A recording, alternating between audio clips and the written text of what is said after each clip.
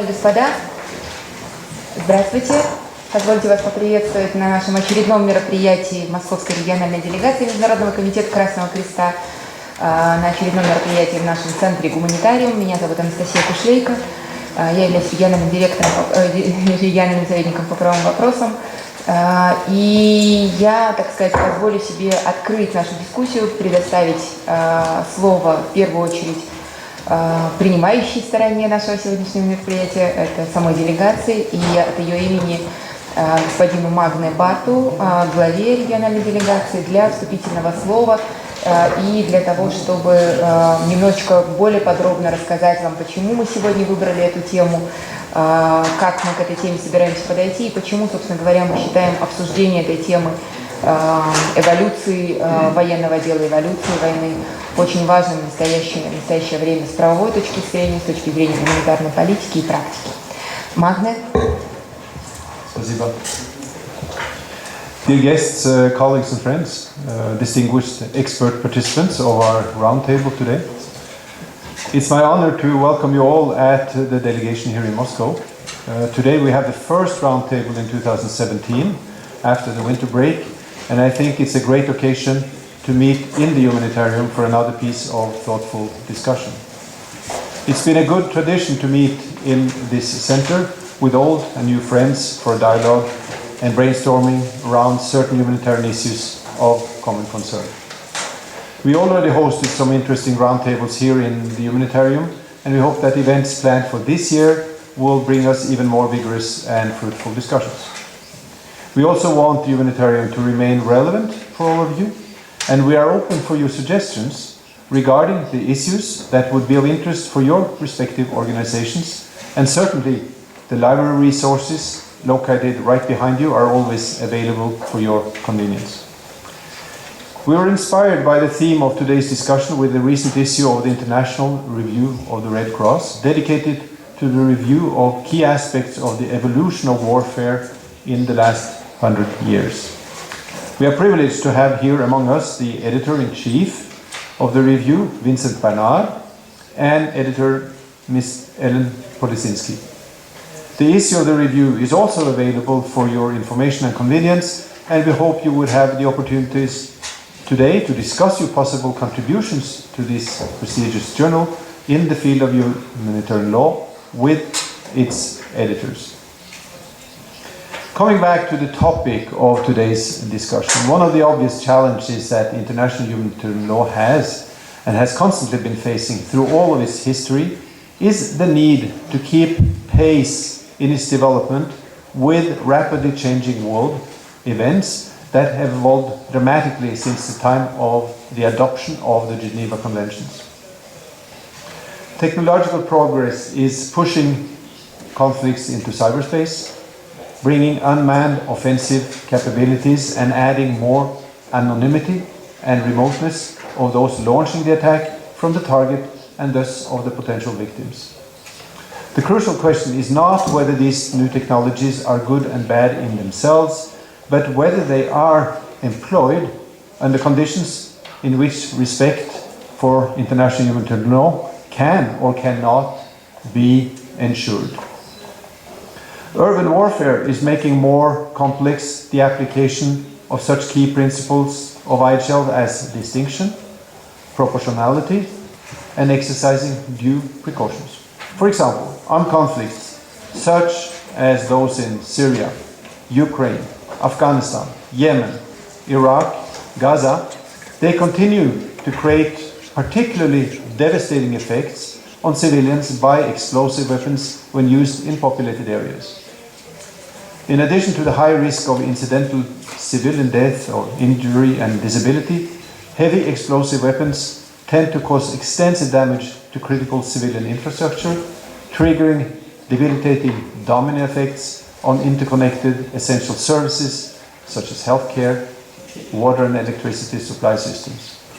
This in turn provokes further civilian death and displacement, and these effects are of course exacerbated in cases of protracted armed conflict, which is today unfortunately more and more the case. So today we invite you to discuss with us how exactly did armed conflicts change in the last decades, whether such changes are significant and may require new norms to be adopted, and how military and humanitarian actors on their side should adapt to keep ensuring compliance with IHL and ensure the protection of the civilian population. Thank you for the attention, and I wish us all an interesting and enriching dialogue. Большое спасибо, Магна. Дорогие друзья, прежде чем мы приступим к работе нашего круглого стола, я хотела бы сделать несколько технических объявлений.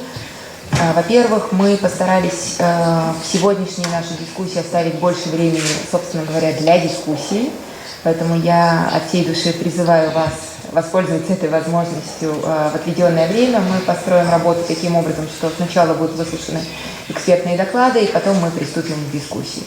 Во-первых, вокруг стола есть микрофоны, которые будут работать при нажатии кнопки, и я хотела бы в этот момент еще также сказать, что у нас обеспечивается синхронный перевод, поэтому без микрофона, к сожалению, переводчики не смогут перевести, и наши иностранные гости не смогут прослушать вопросы, если они будут заданы на русском или наоборот. Поэтому, пожалуйста, вопросы очень важно задавать в микрофон. Кроме того, мы ведем интернет-трансляцию нашего сегодняшнего круглого стола, поэтому, опять же, микрофоны в этом смысле, в этом аспекте также очень важны. Это один момент. И, собственно говоря, я хотела бы еще обратить ваше внимание на то, что во время кофе-брейка мы будем стараться придерживаться времени, чтобы успеть перейти, то есть придерживаться регламента определенного, поэтому я призываю вас, чтобы мы вовремя ушли на кофе-брейк, вовремя с него вернулись. И я, собственно говоря, хочу передать слово нашему сегодняшнему модератору всего мероприятия и по секциям, собственно говоря, по секциям, отдельным секциям круглого стола, Наталье Александровне Соколовой, доктору юридических наук Московского государственного юридического университета имени Кутафина. Наталья Александровна, я передаю вам слово в качестве уже дальше управляющего нашим сегодняшним мероприятием. Бразды правления передаются вам. Всего доброго. Спасибо, Анастасия. Добрый день, уважаемые коллеги. Я тоже со своей стороны рада приветствовать вас на сегодняшнем круглом столе. И я хочу сказать о том, что гуманитариум, несмотря на свой столь юный возраст, мне кажется, обладает двумя важными характеристиками. Во-первых, это всегда актуальные, очень интересные и очень глубокие темы для обсуждения. И второй важный момент – это то, что эксперты, которые приглашаются, это всегда специалисты очень высокого уровня, которые занимаются соответствующими проблемами. И я с удовольствием хочу представить сегодняшних наших экспертов в первой части круглого стола. Я начну и представлю их так, как обозначено в том порядке, в котором обозначено в программе. Билл Бусби, научный сотрудник Женевского центра политики безопасности. Билл Бусби является командором авиации в отставке. 30 лет он отдал служение юридической службе королевских ВВС Великобритании и вышел в отставку, будучи заместителем директора правового управления. Затем Билл получил докторскую степень и, соответственно, издал ряд книг, наиболее известными из которых являются «Вооружение и право вооруженных конфликтов» и «Право определения цели нападения». Билл Бусби – это один из самых известных экспертов в области международного гуманитарного права, права вооруженных конфликтов. Именно он участвовал в экспертных группах по вопросам непосредственного участия в ведении участия в военных действиях и, соответственно, принимал участие в качестве эксперта по разработке руководства по нормам права, касающихся ведения военных действий с применением авиации и ракетного вооружения, а также таллинского руководства по ведению кибервойн. У Билла Бусби есть большой опыт в преподавании международного права. Мы, безусловно, рады и приветствуем Билла на сегодняшнем круглом столе в качестве эксперта. Анастасия Малыгина, кандидат политических наук, доцент факультета международных отношений Санкт-Петербургского государственного университета.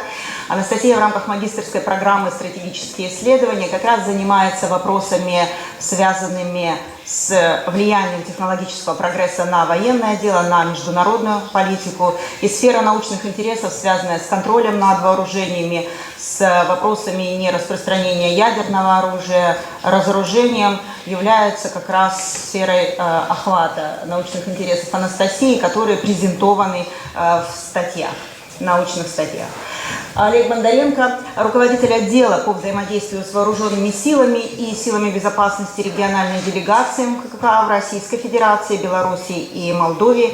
До 2006 года Олег проходил службу в центральном аппарате Министерства обороны Российской Федерации, работал во внештатной группе по интеграции международного права. Именно при непосредственном участии Олега Бондаренко были разработаны документы, которые касаются методических рекомендаций для вооруженных сил Российской Федерации в ходе боевой подготовки по изучению международного гуманитарного права и, соответственно, наставления по международному гуманитарному праву для вооруженных сил Российской Федерации. Это тоже счастливое сочетание опыта практической работы и преподавания.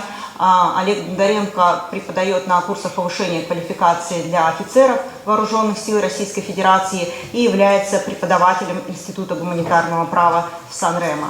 Вопросы, связанные с практическим соблюдением норм международного гуманитарного права, с диалогом между вооруженными силами и, соответственно, региональными делегациями, Международным комитетом Красного Креста, собственно, и представляет сферу научных и практических интересов нашего эксперта. Что касается актуальности темы, то Магна уже много отметил важных аспектов этой актуальности. И действительно, разработка новых технологий – это только, наверное, один из аспектов, которые характеризуют эволюцию войны, эволюцию вооруженного конфликта. Действительно, очень важно понимать, как нормы международного гуманитарного права могут применяться в этой ситуации. Действительно ли новые технологии приводят к гуманизации вооруженных конфликтов? Как должно интерпретироваться международное гуманитарное право? Есть ли пределы такой интерпретации? Что касается порядка нашей работы сегодняшней, то в течение у модератора, помимо почетной функции представления участников круглого стола, есть еще одна миссия хранителя времени. До 4 часов, соответственно, мы с вами сегодня будем обсуждать правовые вопросы, связанные с новыми технологиями. В течение 15 минут каждому эксперту будет представлено 15 минут для того, чтобы осветить ключевые проблемы своего сообщения. И потом дискуссия, которая, возможно, развернется и между непосредственно экспертами круглого стола, и непосредственно с вашим участием, как раз и будет открыта. Билл, пожалуйста, вам слово.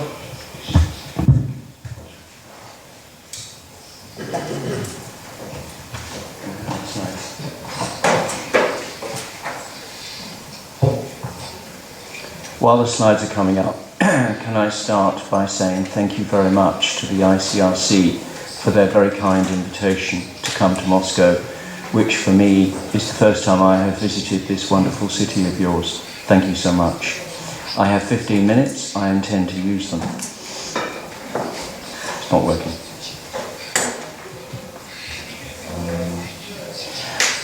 What is a weapon? If we're talking about new weapons technologies, what do we... Gone blank. If we're talking about new weapons technologies, what do we mean? We mean essentially a piece of equipment, an object, which is used, intended to be used, or designed to be used in order to cause damage or injury. Can I come around and speak from there? Because I can do it from your screen.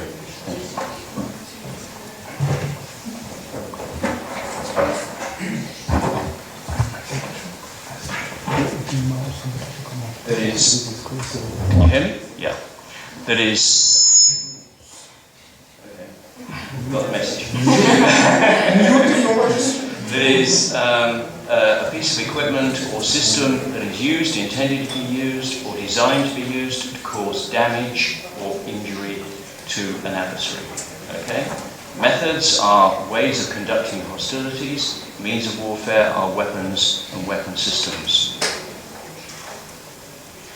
Let's start with the sort of technology that attracts attention. when the sort of ideas that you see in Harry Potter start to show some degree of reality. Metamaterials, i.e. pixel technology, being used to render an object or a person invisible. What sort of legal issues does that sort of technology raise? Well, what about the status of an individual as a combatant being dependent upon carrying their arms, their weapons openly? How can you be said to be doing that if the weapon is invisible? Then we talk about things like incapacitating chemical agents. This is the idea that if you're confronting a siege type situation, you may well wish to use a substance in order to render those located in the area of the siege unable, if they are hostage takers, to kill the hostages. How do you do this? Do you need to use something such as an incapacitating chemical agent, which is not within the definition of riot control agents and therefore doesn't come within the exception provided for in the Chemical Weapons Convention, Article 2, Paragraph 9, and therefore, in the view of the UK, will be regarded as being unlawful and yet may be necessary to deal with a very difficult situation. We're all familiar with the idea of remotely controlled weapons. Predator and Reaper drones are a classic example, provided that you don't overtask the controller, provided the controller is able effectively to control the weapon, then generally speaking there isn't a problem at law, it seems to me, or at least there doesn't need to be. But when you then move to ideas of autonomy in weapon systems, where it's the weapon system itself that is applying reasoning in order to determine whether a particular person or object is going to be the object of a lawful attack, then I think you're in a whole new technical area where there are significant potential legal difficulties. Of course, there are advantages in such technology because the technology itself won't experience the fear, the panic, the emotions and so on that human operators will, and therefore maybe its activities will be rather more predictable, shall we say, than the human. But on the other hand, you're going to be asking yourself the question whether an autonomous weapon system, in which by definition there is no human agency involved in the actual decision to attack, whether such a weapon system is capable of applying the principles and requirements of the law of targeting. It isn't a question of whether a particular attack is going to comply with targeting law. The question is whether the machinery itself is capable of implementing targeting law as such. Can it, for instance, apply the proportionality rule as set out in Article 51(5)(b) of Protocol 1? When we talk about cyber, we're talking about an area of technology in which views differ at the moment. We're talking about an area which is the subject of discussion by the group of governmental experts. The current round, the fourth substantive round, will produce its report no doubt this year, where, shall we say, less detailed rules and principles have emerged, but on the other hand, where what you have is a considerably inclusive discussion in terms of global representation of opinion within the discussion process. As was mentioned, I've been involved in a different process based on Tallinn and the production of the first Tallinn manual, now succeeded very recently by the second Tallinn manual, looking at the international law relating to cyber warfare. So I see the issue in cyber as being, do you go with the Tallinn approach, in which you say basically the law applies, irrespective of the technology that's employed, therefore we already have the law, therefore all we need to do is apply it? Or do you go with the group of governmental experts approach, where we look at the technology and based on that then work out to what extent we feel we can apply existing law? Skip that one. Another area of technology that I think is going to arouse considerable interest is developments in synthetic biology. This is applying engineering principles to biology. That's the whole idea of what synthetic biology is. If you are talking in terms of the possibility of developing weapons which can target individuals on the basis of their individual genetic composition, and indeed if you're talking about the evolution of technology in which you can then change the genetic composition of individuals, you are, I think, entering areas where ethics are going to say, well, we don't like this. Ethicists, should I say. Certainly, you're dealing with technologies which are currently prohibited, it seems to me, under the Biological Weapons Convention. And yet, there is evident research in that field. Oh dear. Then we talk about lasers. We all know that lasers, the primary function of which is as a combat function to cause permanent blindness to unenhanced vision, are prohibited under the 4th Protocol to the Conventional Weapons Convention. There is a development in laser technology in the nanosphere, potentially is looking at interaction with the human brain and altering cognitive functioning of the human brain. It's in the research phase at the moment. I see considerable angst developing internationally if that research generates the capability to weaponize technology of that sort. I throw it in as something that you might wish to think about.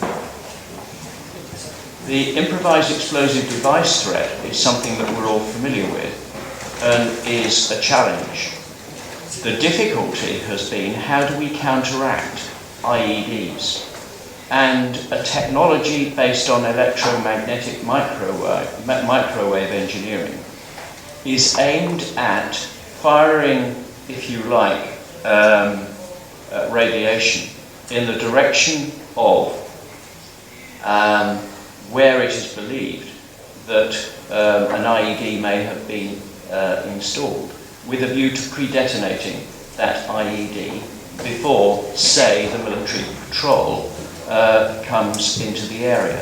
The difficulty is, if you don't know where the IED is, how are you able to conduct targeting law precautions if you take the view that using this technology would amount to an attack?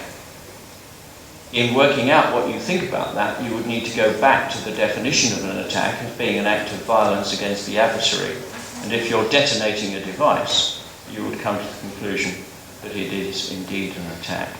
Nanotechnology is something I do not see as being a subject that anyone would need to review from the legal perspective in the abstract.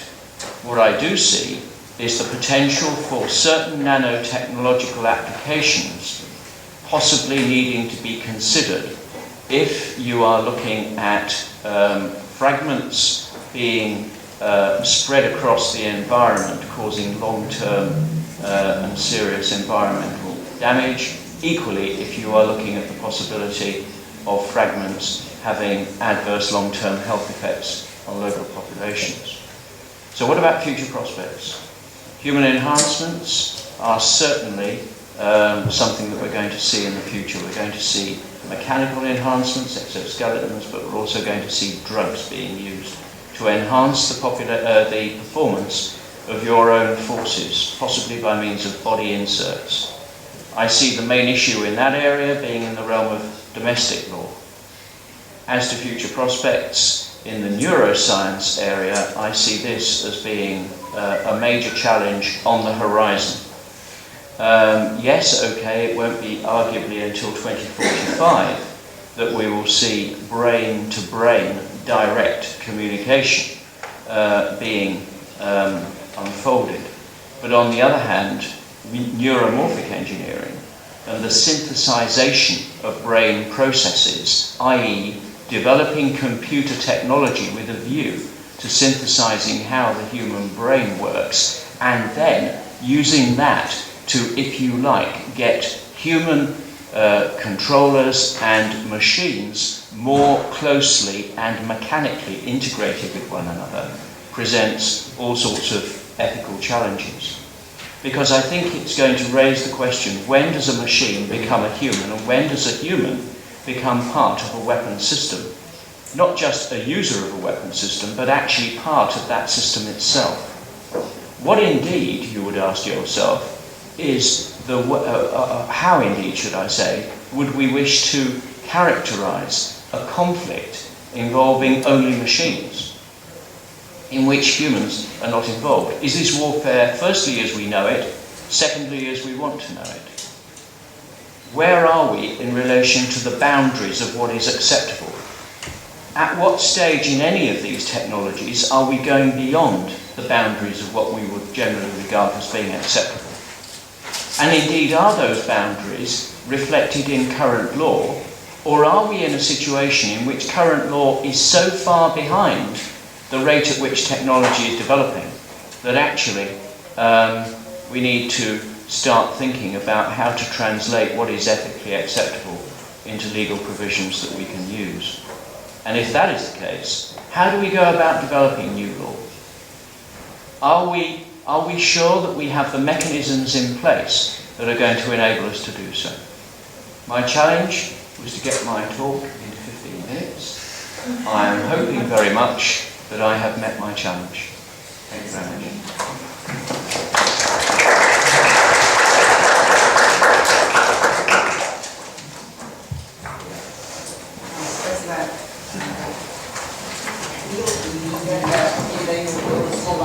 Анастасии Малыгиной.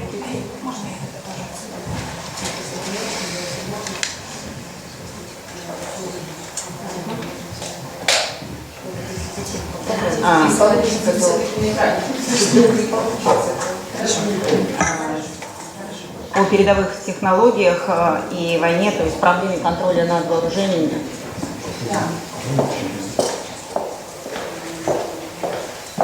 Добрый день, коллеги. Я хотела бы начать с того, что поблагодарить организаторов Международного комитета Красного Креста за то, что меня пригласили и сделали частью этого круглого стола. Это большая честь выступать наряду с такими признанными высокопрофессиональными экспертами. Да. Собственно, начать я хочу с того, что, с моей точки зрения, мы сейчас находимся в эпицентре технологической революции, которая меняет привычный уклад жизни. И спасибо за то, что добавили картинку, стало намного живее. Это ваше вообще. Это не моя презентация. Но я продолжу. Собственно, в чем изменения, с моей точки зрения, которые происходят, которые, с моей точки зрения, меняют представление наше об окружающем мире и в этом укладе? Ну, с моей точки зрения, размываются вообще границы между личным и публичным. В плане того, что у нас у многих есть аккаунты в социальных сетях, и государственные чиновники не могут удержаться от того, чтобы воспользоваться частной почтой для решения государственных проблем. Это становится серьезной проблемой. Доступ к частной информации становится уязвимостью. Этот перечень проблем, которые возникают от размывания этой границы между личным и публичным, можно продолжать. Второй момент: размывается граница между частным и государственным. Монополия на вооруженное насилие достаточно долго была непререкаема. Феномен частных военных компаний, с моей точки зрения, может рассматриваться как в том числе и размывание вот этой границы на монополию использования военного насилия. Монополия на производство оружия достаточно долго все-таки была подконтрольна государству. 3D-принтеры, технология, которая позволяет, в перспективе позволит людям напечатать в том числе и оружие у себя дома. Размывание границы между военным и гражданским. Вообще облик войны меняется, и межгосударственных конфликтов сейчас не так много, а вот операций по восстановлению порядка, контртеррористических операций и так далее становится все больше и больше. Это вызовы современности, и, собственно, вопросы контроля над вооружениями необходимо обсуждать вот в этом контексте тоже. То, что регламентируется с точки зрения права в конфликте между государственным и вооруженным конфликтом, не всегда подконтрольно праву, когда речь идет о внутригосударственном, например, конфликте или об операции по восстановлению порядка, ну, те же самые инкапацитанты, вещества, использующиеся для восстановления порядка. Размывается граница между естественным и искусственным. Действительно, что считать искусственным, не живое, точно совершенно уже нет. Где граница между машиной и человеком? Вот до какой степени, сколько процентов не натурального, не того, с чем человек родился, считает, что это еще человек, а сколько процентов уже вот мы будем считать, что это что-то иное. Экзоскелет, импланты, ну, тут можно и продолжать говорить об этом достаточно долго.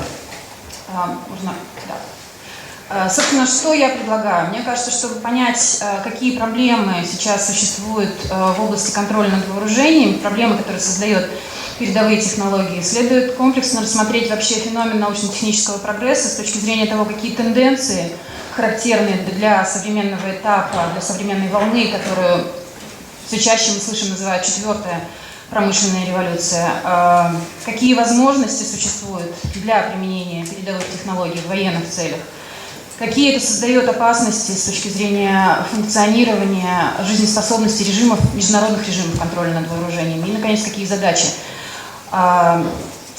сложившаяся ситуация ставит перед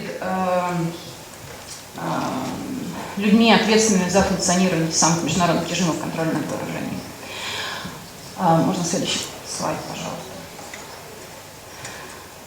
пожалуйста. Тенденции научно-технического прогресса сначала освещу. Все чаще мы слышим, что ученые говорят о конвергенции наук и технологий, о взаимопроникновении наук и технологий. В первую очередь упоминают 4 магистральных направления самых передовых технологий: нанотехнологии, биотехнологии, когнитивные технологии и информационные технологии. О конвергенции наук я еще скажу несколько слов чуть позже. Сейчас же лишь отмечу, что эта конвергенция делает возможной разработку и, самое главное, массовое внедрение новых видов техники и новых технологий. Просто несколько примеров. Киберфизические системы, природоподобные системы. Меняется наше представление о возможностях и, самое главное, скоростях и масштабах производства новых веществ, новых материалов. Это касается и лекарств, и химических веществ, которые способны воздействовать на самочувствие человека, на его способности, как в позитивном, так и в негативном плане.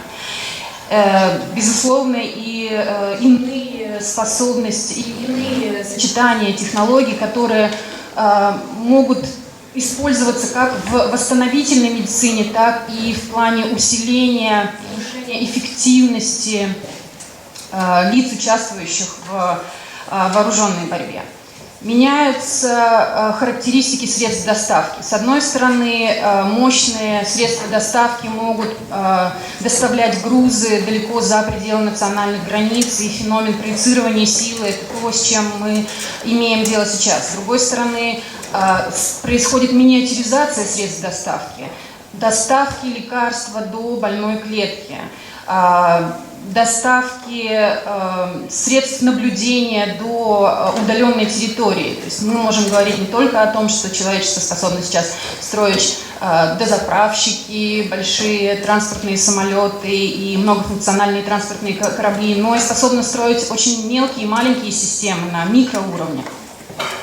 Более того, сейчас уже заговорили о том, что способности насекомых следует очень внимательно изучать и с точки зрения когнитивных наук, и с точки зрения того, что они могут являться средствами доставки в том числе.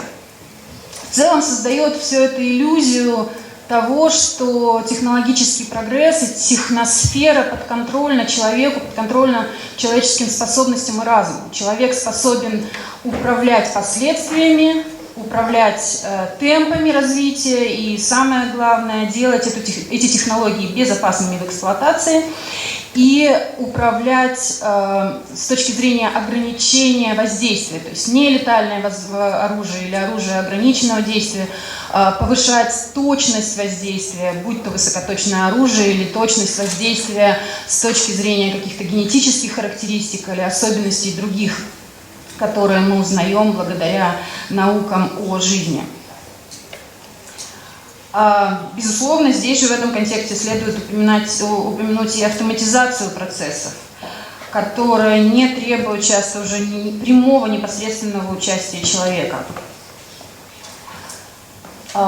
Обеспечение жизнедеятельности общества все больше зависит от высокотехнологичных решений. Чем больше мы зависим от технологий, тем больше это создает потенциальных уязвимостей для нашей безопасности. Техносфера – это наша нынешняя среда обитания. И, естественно, получается, необходимо более глубоко задумываться о проектировании техники.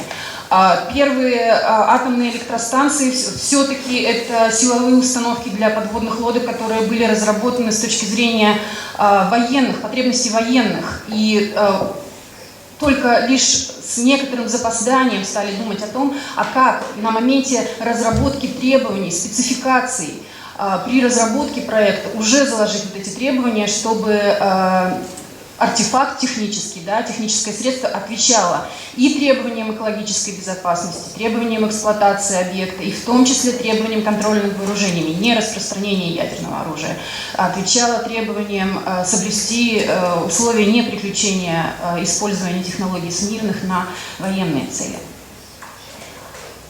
В принципе, любое знание научное может применено быть как в добрых, так и в злых намерениях, как в военных, так и в гражданских целях. Но вот эта серая, условно говоря, серая зона технологий двойного применения сейчас очень сильно расширяется, быстро, стремительно расширяется.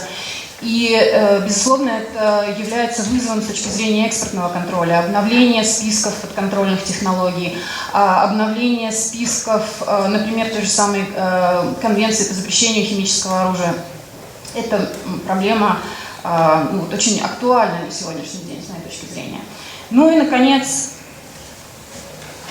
меняются объемы и скорости, связанные с накоплением информации, передачей информации.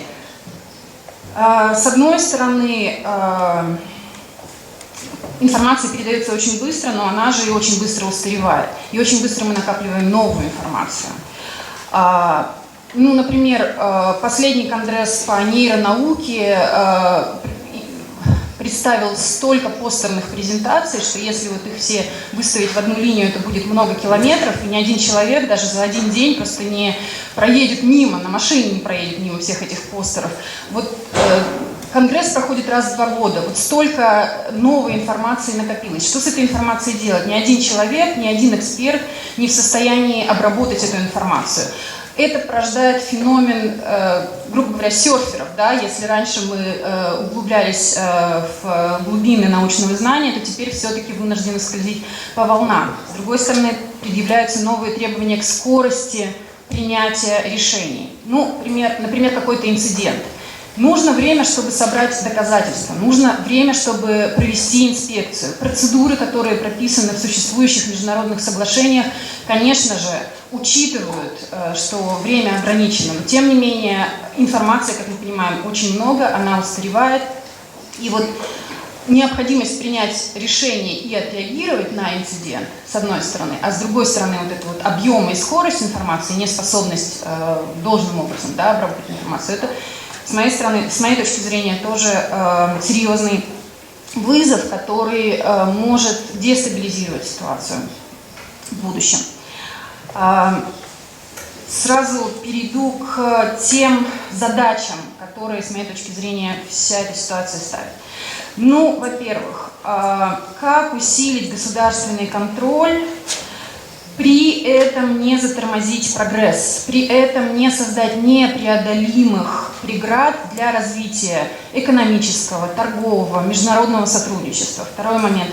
Как распределить ответственность между частным бизнесом и государством, потому что одни государства явно уже не могут контролировать эту сферу, слишком много вовлечено частных предприятий в высокотехнологичные отрасли. Следующий момент. Как наладить эффективный и устойчивый диалог между государствами, еще между правительствами и научными кругами? По каким вопросам? Выявление потенциальных угроз, прогнозирование направления развития технологий, расследование инцидентов, совершенствование существующих механизмов и, наконец, преодоление тех тупиков и той инертности, которая сейчас существует в функционировании таких международных площадок, как, например, конференция по разоружению, или то, что который год уже не можем преодолеть тупик в обсуждении дополнительного протокола к Конвенции по запрещению биологического оружия касательно верификационных процедур. И последние задачи, да, последние проблемы – это проблемы философского, методологического и этического характера. То, что я уже сказала, необходимо предусмотреть возможность изначально встраивать в технические характеристики соответствующие требования к безопасности технических артефактов и требования соблюдения норм международного права, в том числе и норм, ограничивающих применение вооружений в военных целях. Спасибо. Спасибо, Анастасия. Вопрос практического соблюдения норм международного гуманитарного права, он всегда был одним из самых, наверное, животрепещущих и сложных. И я вот по этому вопросу в рамках уже применения, возможности применения новых технологий передаю слово Олегу Гуманитарию.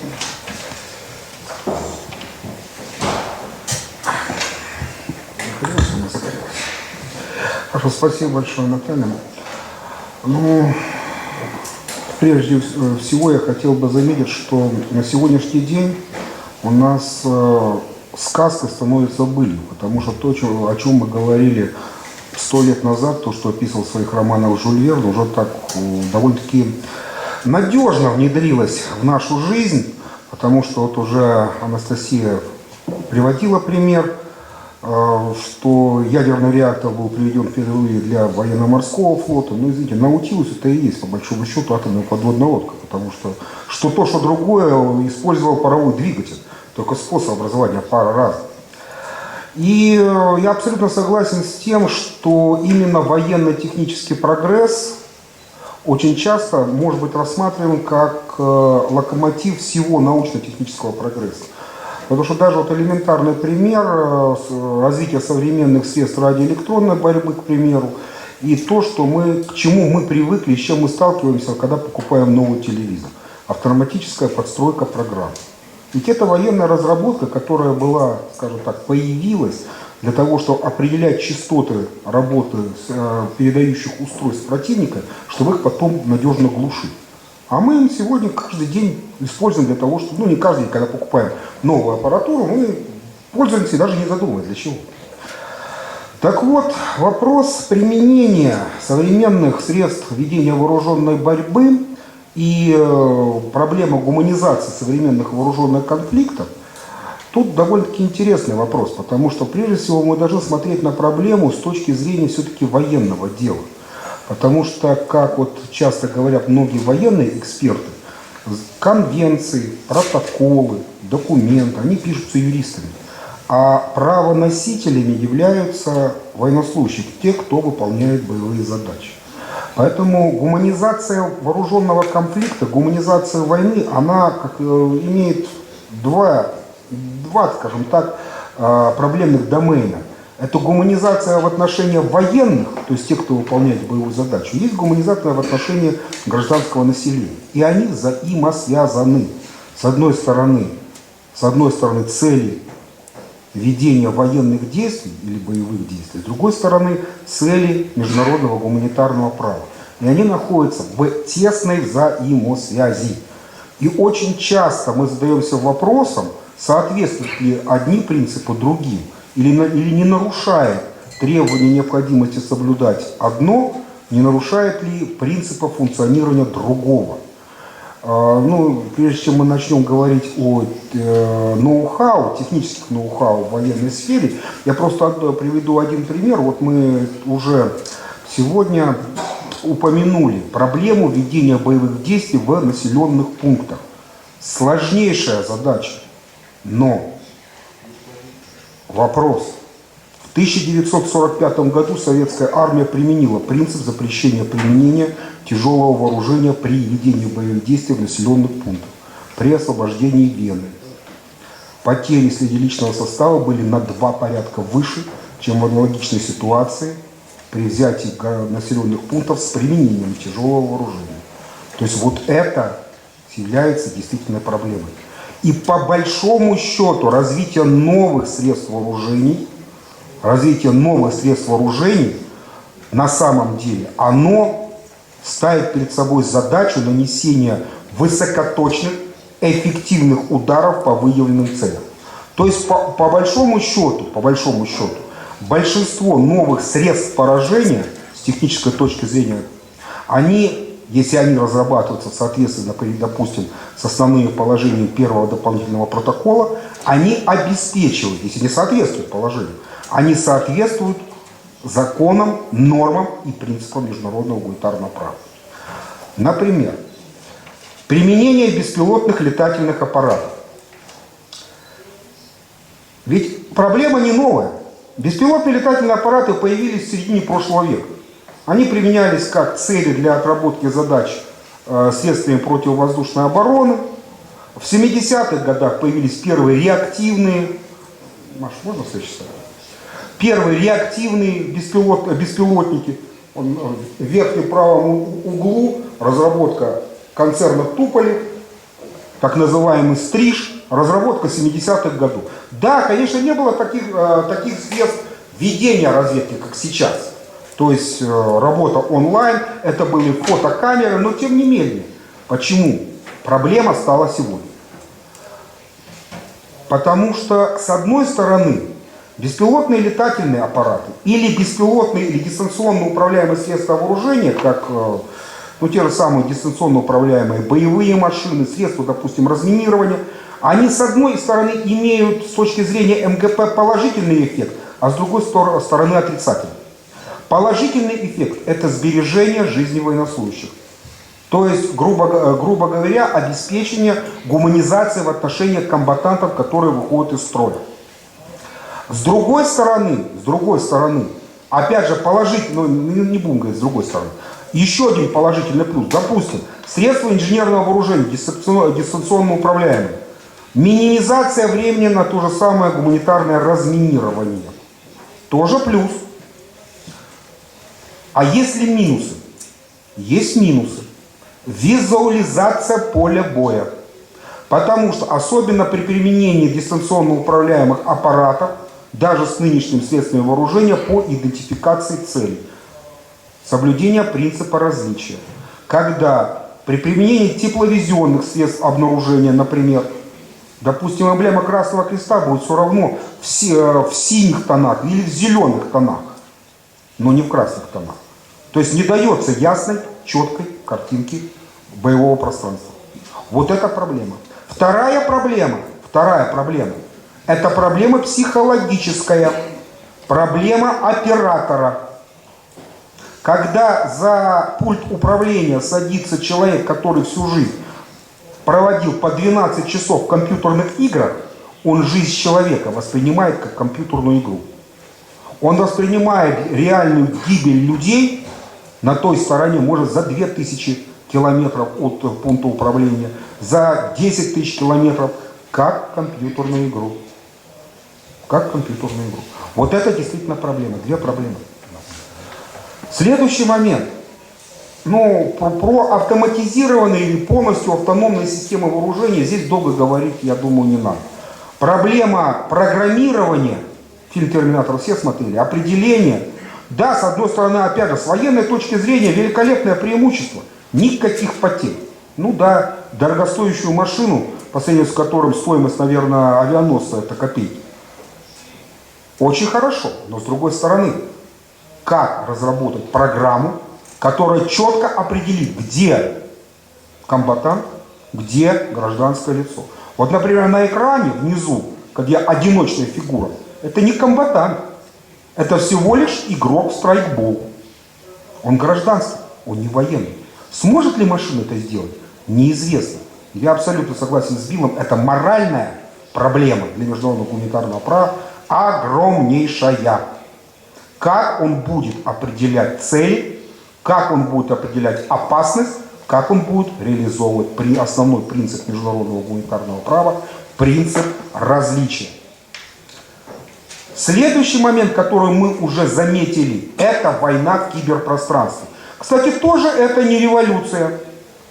Война в киберпространстве, впервые ее упоминание, это конец прошлого века, система информационного противоборства, где война в киберпространстве наряду с радиоэлектронным подавлением, радиоэлектронной борьбой и физическим устранением войны в плане пропаганды, все это составляло концепцию информационной войны. Главная проблема на сегодняшний день в чем? Применение кибероружия или кибератак на системы гражданской инфраструктуры, их эффекты могут быть сопоставимы с применением оружия массового поражения. Я могу привести один элементарный пример. Пример 2004 года, когда из-за жары в Москве вылетело две подстанции на юго-востоке. Это был транспортно-медицинско-водоснабженческий коллапс, когда просто не было электроэнергии. А ведь атакам хакеров могут подвергаться именно объекты гражданской инфраструктуры. Вопрос, еще вторая проблема. Вот есть разные позиции государства в отношении кибервойны. Некоторые государства говорят, что кибервойна должна идти в соответствии с принципом международного гуманитарного права. Таллинский документ. А некоторые государства считают, что кибервойна должна быть запрещена вообще. Понять позиции государств тоже можно. Потому что военные объекты не могут стать объектом кибератаки. Все военные действуют в замкнутом цикле информации, обмена информацией. Что средства противовоздушной обороны, что средства противоракетной обороны, вирус, типа там троянский конь, вредоносной программы, она может быть поставлена в военную систему только с помощью, скажем так, работы агентурной разведки. Когда вставил флешку, и то конечные устройства в военных системах, у них нет вообще конечных выходов. Не вставишь ни диск, ни флешку, ничего. Замкнутый цикл. То есть говорить о том, что кибервойна будет направлена на военные объекты, это вопрос вообще очень проблематичный. А вот то, что атаки могут наноситься против, скажем так, гражданских объектов, это очень серьезный вызов. Например, когда разрабатывалась концепция информационной войны и, соответственно, кибервойны как ее составляющей, в 2001 году командование Вооруженных сил США наняло группу хакеров для имитации атаки на систему электроснабжения восточного побережья США. Вся система была переведена на резервное управление. То есть те, кто реально занимается вопросами электроснабжения, они не знали, что их атакуют, что они вообще работают в холостую. Там работали резервные люди. Так вот, они только поняли, что на них идет атака через 15 минут. А до этого они не могли понять, что происходит. Вроде все нормально, но конечный результат был абсолютно непредсказуем. То есть, еще раз подчеркну, ведь система электроснабжения включает в себя в том числе атомные электростанции. Поэтому мы и говорим, что применение кибероружия сопоставимо с применением оружия массового поражения.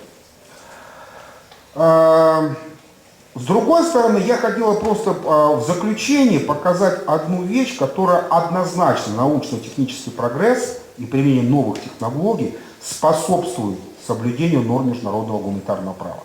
Это разработка новых систем высокоточного оружия. Новых систем высокоточного оружия. Разработка управляемых боеприпасов для вооружения танков и артиллерийских систем. Да, у него есть недостатки, потому что цель должна быть подсвечена соответствующим оператором. Вот как вот сейчас средства массовой информации показывают, действия, как правило, сил специальных операций, которые работают с авиацией, которые работают с артиллерией, они лазером подсвечивают цель. Зависит от уровня подготовки личного состава.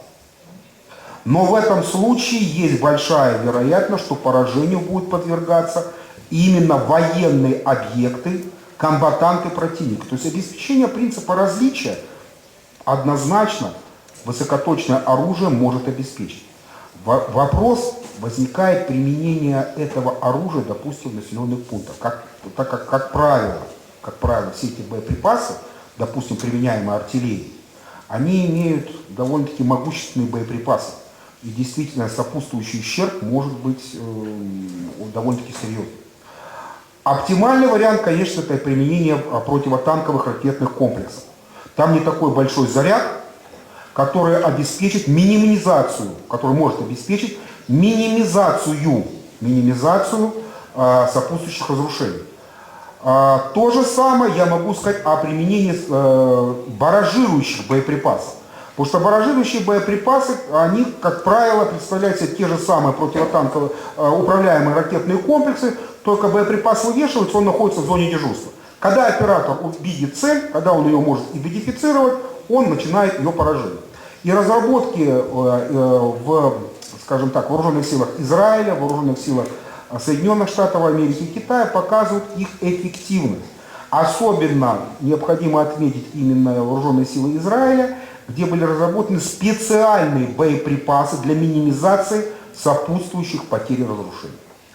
Таким образом, по большому счету, ответить на вопрос, способствуют ли новые технологии соблюдению норм международного гуманитарного права или наоборот, мы должны этот технический прогресс тормозить, однозначного ответа нет. К сожалению, мы должны констатировать, что человечество воевало, оно воюет и, скорее всего, будет воевать. И в изобретении средств умерщвления себе подобных, наверное, человеку равных нету во всем мире живой природы. Поэтому, да, с одной стороны, если их правильно применять и правильно ставить технические задания на разработку в соответствии с основными нормами и принципами международного гуманитарного права, наверное, новые технологии могут обеспечить соблюдение норм международного гуманитарного права. Но если разработчики военных технологий будут жить по принципу спортсменов быстрее, дальше, сильнее, без учета последствий, то, естественно, в этом случае мы можем говорить о реальной опасности, реальной угрозе соблюдения норм права. Но очень часто мы сталкиваемся с одной вещью. Говорят, что международное гуманитарное право, которое было рождено на поле боя чуть ли не 2 века назад, утратило свою актуальность. На самом деле основополагающие принципы МГП, принцип различия, принцип ограничения, принцип соразмерности, они актуальны при любом уровне развития вооружений, при применении любой новой технологической новинки. Спасибо большое. Спасибо, Олег, за ваше сообщение. И, соответственно, сейчас мы переходим к дискуссии по тем проблемам, которые были, соответственно, подняты здесь нашими экспертами круглого стола. Наверное, очевидно, что технический прогресс, естественно, вряд ли возможно остановить. И все-таки вопрос о том, что применение новых технологий, использование новых технологий, с учетом того, что, собственно, возникают не только какие-то совершенно новые системы вооружений, но и происходит некая трансформация и развитие уже известных видов оружия, и все-таки в вооруженных конфликтах применяется не только и не всегда высокоточное оружие и новейшие технологии. Вот эта проблема, связанная с применением новых видов оружия, действительно ли она в какое-то новое качество преобразует ситуацию, связанную с ведением вооруженного конфликта? И все-таки достаточно ли и позволяют ли нормы международного гуманитарного права все-таки эффективно применять эти новые технологии. Вот здесь Олег поднял вопрос о том, что есть противоречие между защитой комбатантов с одной стороны и защитой гражданского населения с другой стороны. Есть проблема, что то, о чем говорил Билл, происходит некая деперсонализация, что ли, вот этих вооружений, когда, соответственно, тоже фактически осуществляется уже не управление, а человек становится определенной частью этой системы, и тогда непонятно, собственно, кто в итоге принимает решение. Кибервойна, когда речь идет фактически о другом пространстве. Поднимают ли все вот эти вот вопросы проблему того, что должны быть созданы новые нормы международного гуманитарного права, или все-таки принципы международного гуманитарного права, те конкретные конвенции по запрещению или ограничению определенных видов оружия позволяют эффективно решать проблему, связанную с применением новых технологий и, соответственно, с применением оружия, новых средств ведения войны во время вооруженного конфликта. И каковы все-таки, может быть, должны быть обязательства государств по 36 статье 1 дополнительного протокола, потому что мы здесь тоже услышали среди наших докладчиков совершенно обоснованное мнение, что государство по-разному относится к тем или иным видам оружия, от возможности полного запрещения до возможности того, что это оружие должно соответствовать нормам международного гуманитарного права, и новые технологии должны соответствовать праву, а не право следовать за этими технологиями. Если еще какие-то вопросы для обсуждения возникнут и будут поставлены, то я приглашаю аудиторию к дискуссии. Переносные микрофоны или, пожалуйста, микрофоны, которые вокруг стола расположены.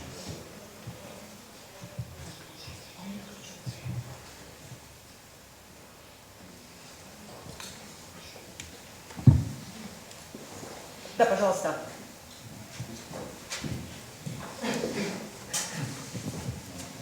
Только, пожалуйста, представляйтесь. Спасибо большое за презентацию. Меня зовут Чулеев Артем. У меня есть вопрос, несколько комментариев по последнему докладу, который действительно был очень интересный, но, однако, одно из положений, которое было высказано, о том, что гуманитарного права есть такая двуединая цель, это защита, с одной стороны, комбатантов, а с другой стороны, гражданского населения. Мне кажется, она не бесспорна, поскольку, безусловно, гуманитарное право защищает комбатантов, и вся первая конвенция посвящена этому. То есть те, кто ранены, их нельзя атаковать и так далее. Однако, если речь идет о праве Гааги, то есть о праве ведения боевых действий, то основное правило, на мой взгляд, здесь это правило соразмерности, которое выражается как баланс между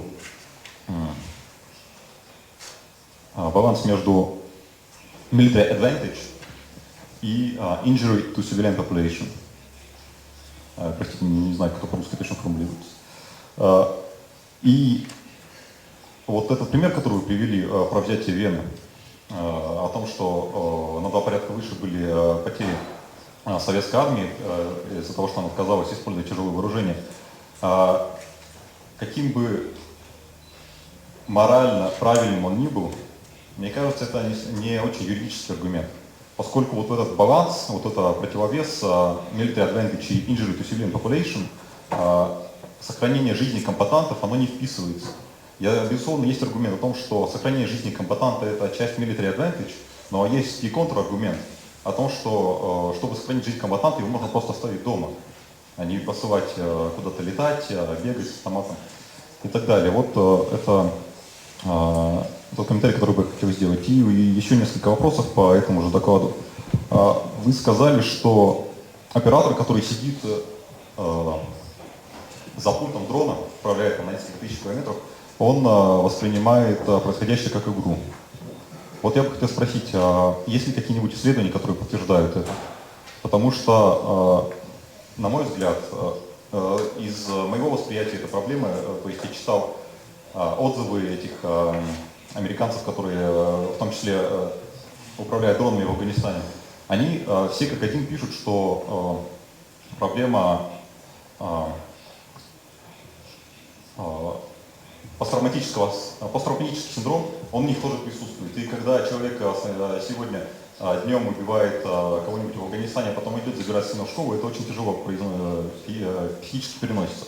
Таким образом, есть какие-нибудь исследования о том, что это действительно так, как вы сказали, что они воспринимают как компьютерную игру, либо еще по-другому. Маленький комментарий по поводу робота, который не сможет отличить страйкболиста от комбатанта. А сможет ли человек в боевых действиях отличить страйкболиста от комбатанта? Мне кажется, да. Ну и последний комментарий, сказали, что кибероружие сопоставимо с оружием массового поражения, и поэтому многие государства хотят его запретить. К сожалению, это очень интересная мысль, но одно из самых главных оружий массового поражения — это ядерное оружие. Предполагается его применение. Я тоже не только против военных объектов, мягко говоря, но, по крайней мере, по мнению некоторых стран, которые в том числе выступали бы за запрет кибервойны в принципе, эти страны не выступают за запрет ядерного оружия. Нет ли в этом никакого противоречия? Спасибо большое.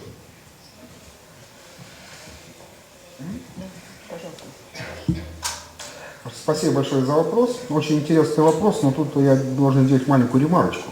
Я не говорю, что комбатанты находятся под защитой международного гуманитарного права. Потому что комбатанты не могут находиться под его защитой. Так как лица из состава вооруженных сил, вышедшие из строя, вот они находятся, но у них уже правовой статус не комбатант, а раненый, военнопленный и так далее, и так далее, и так далее. Грубо говоря, у комбатанта есть два права. Первое — законное право принимать участие в боевых действиях, то есть право убивать законно. И есть, к сожалению, право быть убитым. То есть комбатант, как юридическая категория, он не находится под защитой международного гуманитарного права. Это первый вопрос. Второе.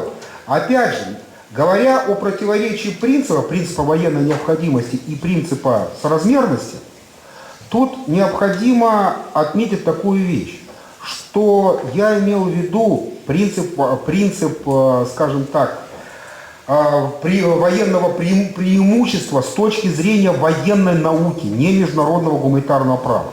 Потому что сохранение боевой способности воинских формирований, то есть сохранение личного состава, допустим, является приоритетом военной науки, а не международного гуманитарного права. Имелось в виду противоречие между необходимостью сохранить боеспособность подразделения и необходимостью соблюдать нормы международного гуманитарного права. Вот это самое главное преимущество, потому что очень часто мы сталкиваемся с очень интересными позициями военнослужащих, особенно командиров, когда стоит дилемма 10 солдат с одной стороны или 10 гражданских, кого ты выберешь. Практически очень многие говорят, что, конечно, своих солдат. Потому что мне дальше с ними воевать. Не дальше с ними выполнять боевую задачу. Это военная психология. Потому что при обучении в течение 10, 15, 20 лет вбивается в голову одно. Боевая задача должна быть выполнена. И только потом начинаются добавки, что с учетом норм международного гуманитарного права. Но когда в экстремальной обстановке сталкиваются именно с такой дилеммой, очень часто, особенно расследования нарушение норм МГП показывает, что командир предпочитает именно второй вариант. И очень часто, даже при подготовке, скажу больше, миротворческих контингентов. На курсах люди сидят, это слушают, а в конце концов говорят: все это хорошо, но я об этом своим подчиненным не скажу, потому что это будет им мешать выполнять боевую задачу. Я потом с ними разберусь. Я их в общем проинформирую, но всех деталей я им говорить не буду. Я когда это первый раз услышал, за рубежами нашей Родины, я был просто шокирован, если честно.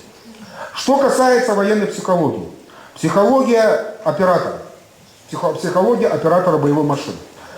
Значит, целенаправленных исследований по этому поводу нет. Есть общие исследования, которые касаются изменения поведения человека и его девиации при увлечении силовыми компьютерными играми, склонность к общегражданским преступлениям, вот это есть.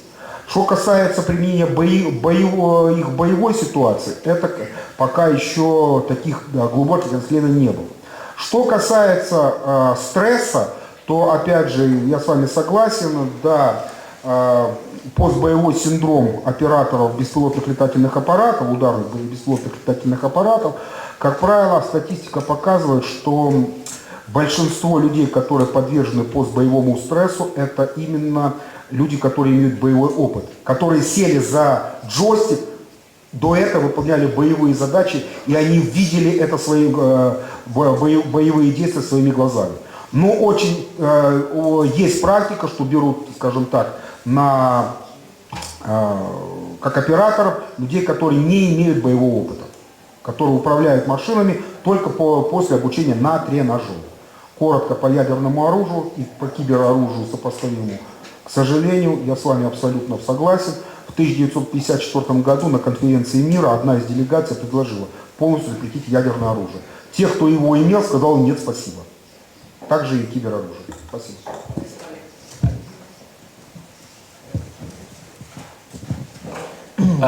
Добрый день.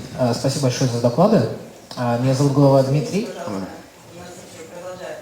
Прошу прощения. I think for the very reasons that you gave when asking your first question, the core principle is the principle of distinction. And I think it therefore follows logically that if you cannot comply with the principle of distinction, then frankly you find another way of achieving the military purpose that you are seeking to achieve. I think using the argument in relation to losses of own troops masks where the core of international humanitarian law in relation to the conduct of hostilities lies. I completely agreed with you in relation to PTSD and drone operators. My view is that the vast majority, if not all, drone operators take their responsibilities extremely seriously. And the incidence of post-traumatic stress disorder would tend to support that. Thirdly, I think that we're too far down the road to talk in terms of a prohibition of cyber warfare. I would love to think that we could develop the sort of taboo, not necessarily a legal prohibition, but a taboo about the use of cyber capabilities during warfare, but I think we're too far down the road even for that. I think in future conflicts, cyber capabilities, or ICT capabilities, as you prefer to refer to them here in Russia, would be much more appropriately used or recognized as being another field in which hostilities will take place. And finally, when you were talking about military, or when the talk was about military psychology, I can only speak in relation to my own former service, the Royal Air Force, and a recognition that if you are using force with a view to bringing law and compliance with the law back to an area where that has been lost, you are operating against your own strategic purpose if you yourselves are seeking to breach the law. You don't recreate respect for the law by breaching the law yourselves. I say yourselves, I mean ourselves.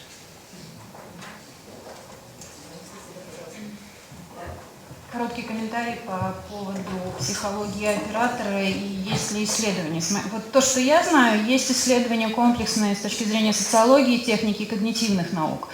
И социология техники говорит как раз о том, что посттравматический синдром в том числе связан с таким явлением, которое по-английски называется disentanglement, если я правильно это произношу. По-русски это что-то типа разрыва. Сейчас попробую объяснить. Вот если 90-летнюю бабушку, которая никогда не видела вообще компьютеры, дать ей планшет, ей будет очень сложно понять, что если она вводит пальцем, то это вот открывает папочку и так далее. То есть наш мозг и наше тело, оно всегда в связке, человек к этому привык, что он рукой берет и совершает действие, и мозг получает сигнал, что я действую, я мыслю, я ответственен за это действие. Вот социология техники и психология говорит о том, что операторы испытывают огромный стресс и происходит выгорание очень быстро, именно из-за того, что есть вот этот разрыв между тем, что человек здесь нажимает на кнопку, а там далеко происходит действие и гибнет у него на глазах кто-то.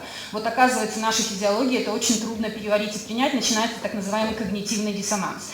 И второй момент, когнитивные науки говорят о том, что на нас, на принятие решения, на восприятие информации, вот нашим сознанием, нашим телом.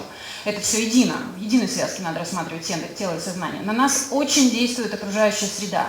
Когнитивные науки говорят о том, что если мы держим в руках стакан с холодной кока-колой, мы скорее оценим выражение лица на портрете, на фотографии, которое на самом деле нейтральное, как враждебное.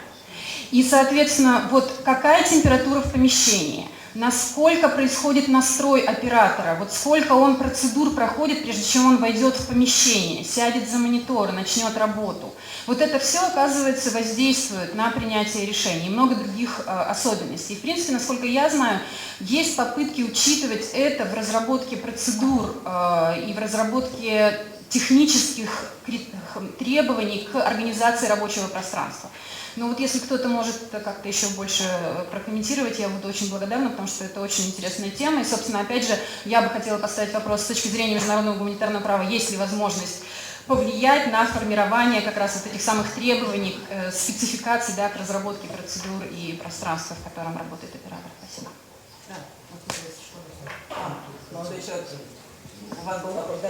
Да, прошу прощения за конфуз, который вышел.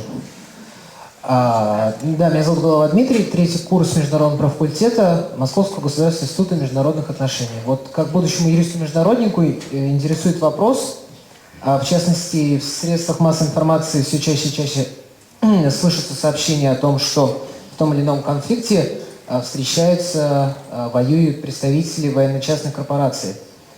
А вот с точки зрения международного гуманитарного права они больше относятся как к комбатантам, некомбатантам и так далее. Потому что встречается точка зрения о том, что и лица, участвующих в конфликте, должны быть расценены как наемники. И даже вот в Уголовном кодексе Российской Федерации, в частности, статья 359, дается определение наемника, и некоторые исследователи считают, что сотрудники военных частных компаний тоже попадают под это понятие. Спасибо большое.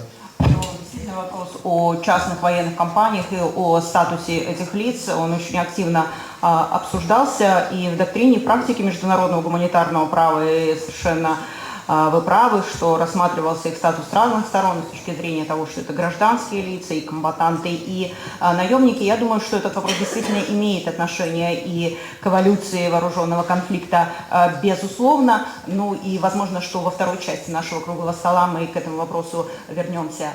Василий Раисович, пожалуйста. Спасибо. Я вице-президент Российской Федерации международного права.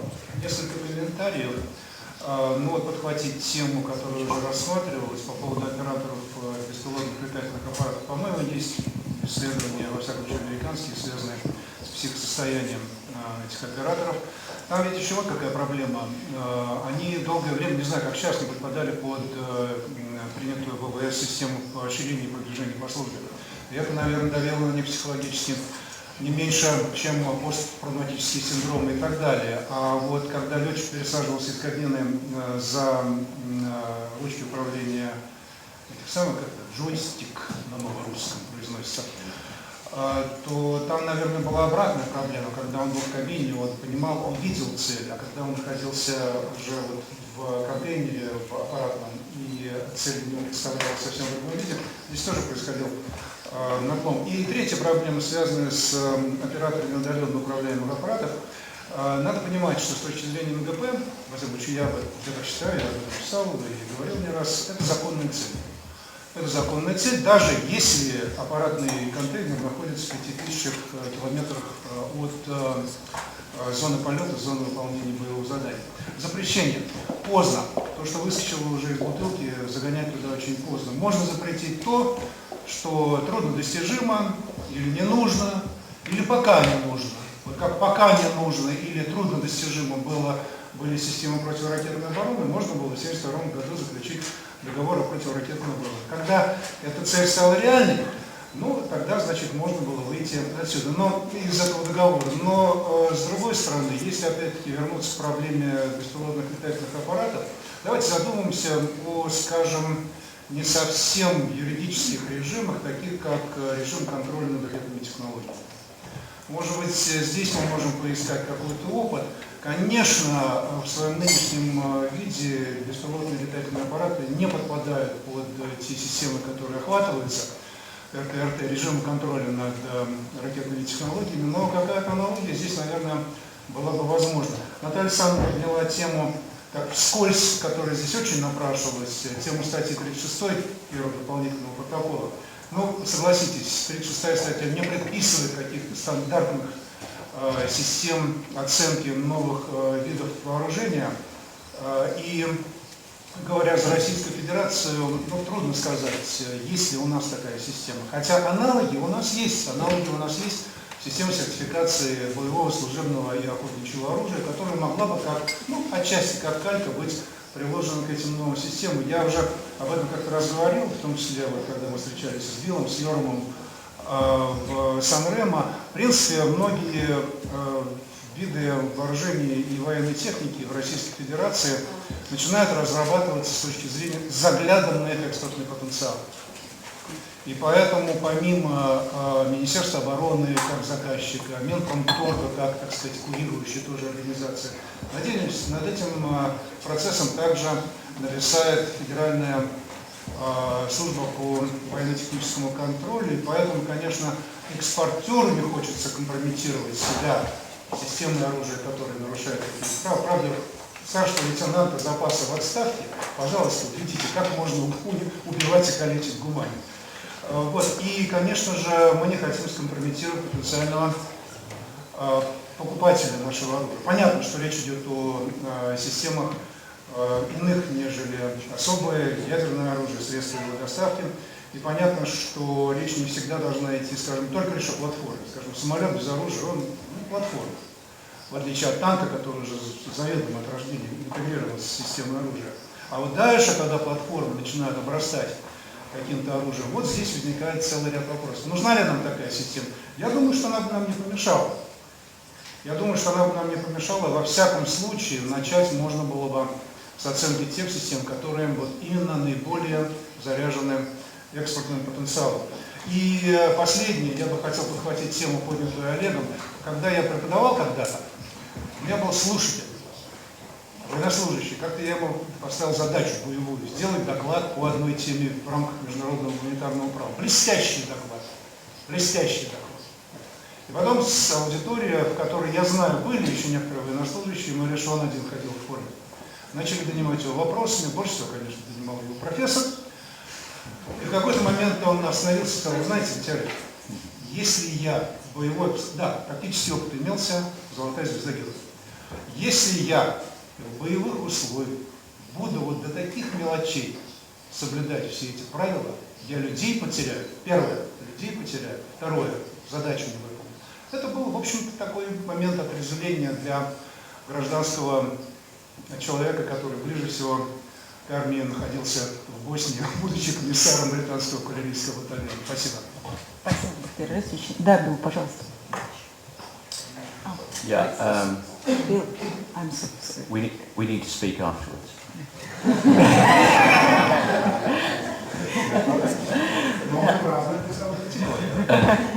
And yes, it will be expensive. Да, Александр, пожалуйста. Профессор Винокуров, военный университет Министерства обороны.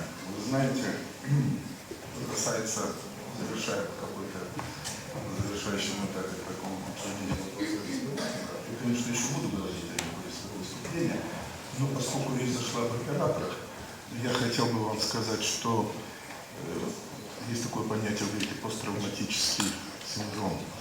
Ну, военные психологи иногда употребляют другой термин – боевая психическая травма. Ну, это применительно к России, есть такой термин. Так вот, я хотел бы сказать, что получение боевой психической травмы операторами беспилотников, несомненно, может иметь место. Более того, проведенные исследования, сейчас не могу сказать точно цифру вам, но больше 10 или 15 человек покончили жизнь самоубийством из числа операторов, которые вот непосредственно выполняли боевые задачи с использованием беспилотников. Кроме того, 4 бывших операторов, бывших военнослужащих Соединенных Штатов Америки, написали тогда еще президенту США Обаме письмо, в котором утверждали и фактически давали объяснение, в чем причина этого психотравматического состояния или боевой психической травмы. Они писали, я вам процитирую: невинные жертвы среди мирных жителей только подливают масло в огонь ненависти к Америке, усиливают симпатии к Даишу в регионе.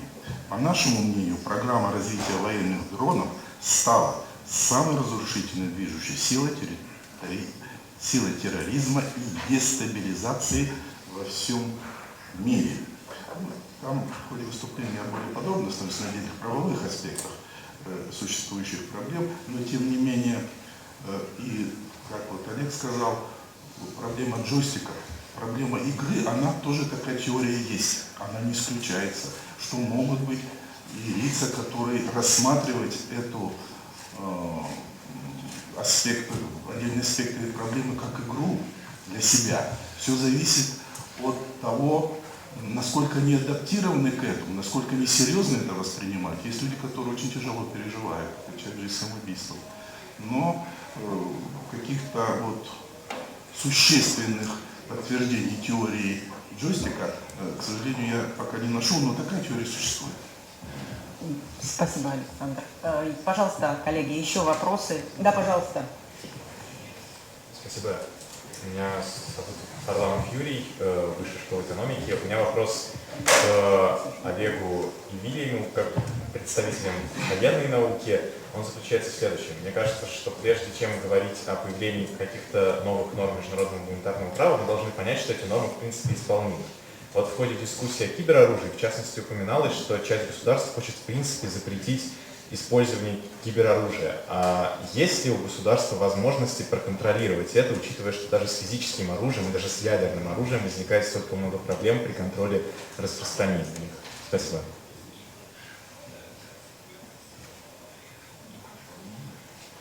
Да, пожалуйста.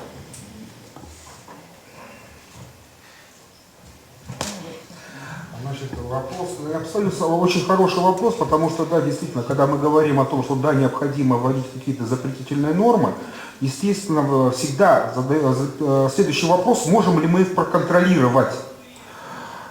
Я думаю, что если будут такие вещи будут произведены, уже это не важно, не только запретительная, точнее, глобальная запретительная норма.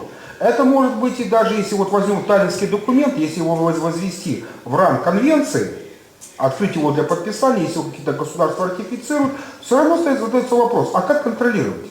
Как контролировать, что кибератаки сосредотачиваются исключительно на военных целях, на военных объектах и так далее, и так далее. Это тоже самый вопрос контроля. Я думаю, современный уровень развития IT-технологий позволит определять. Хотя я не специалист именно в кибероружии, но вообще, скажем так, некоторые специалисты, мои знакомые, говорят, что отследить IP-адрес довольно-таки проблематично.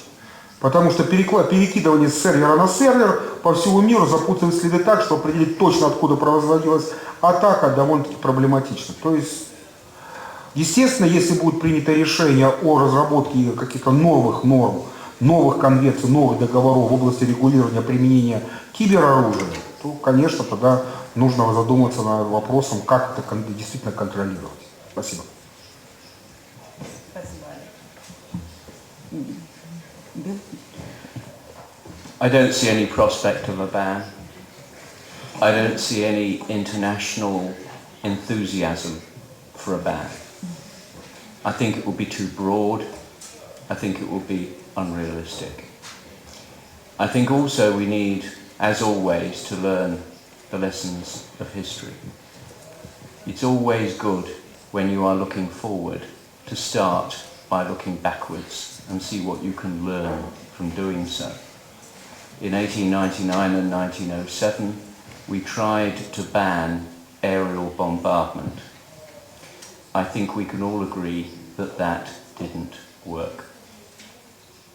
Famously, in a Russian city in 1868, an attempt was made to ban explosive projectiles, and the limitation in terms of 400 grams in weight didn't stand the test of time. Therefore, I think when you're in the very early stages of the evolution of a technology, you need to be a little cautious.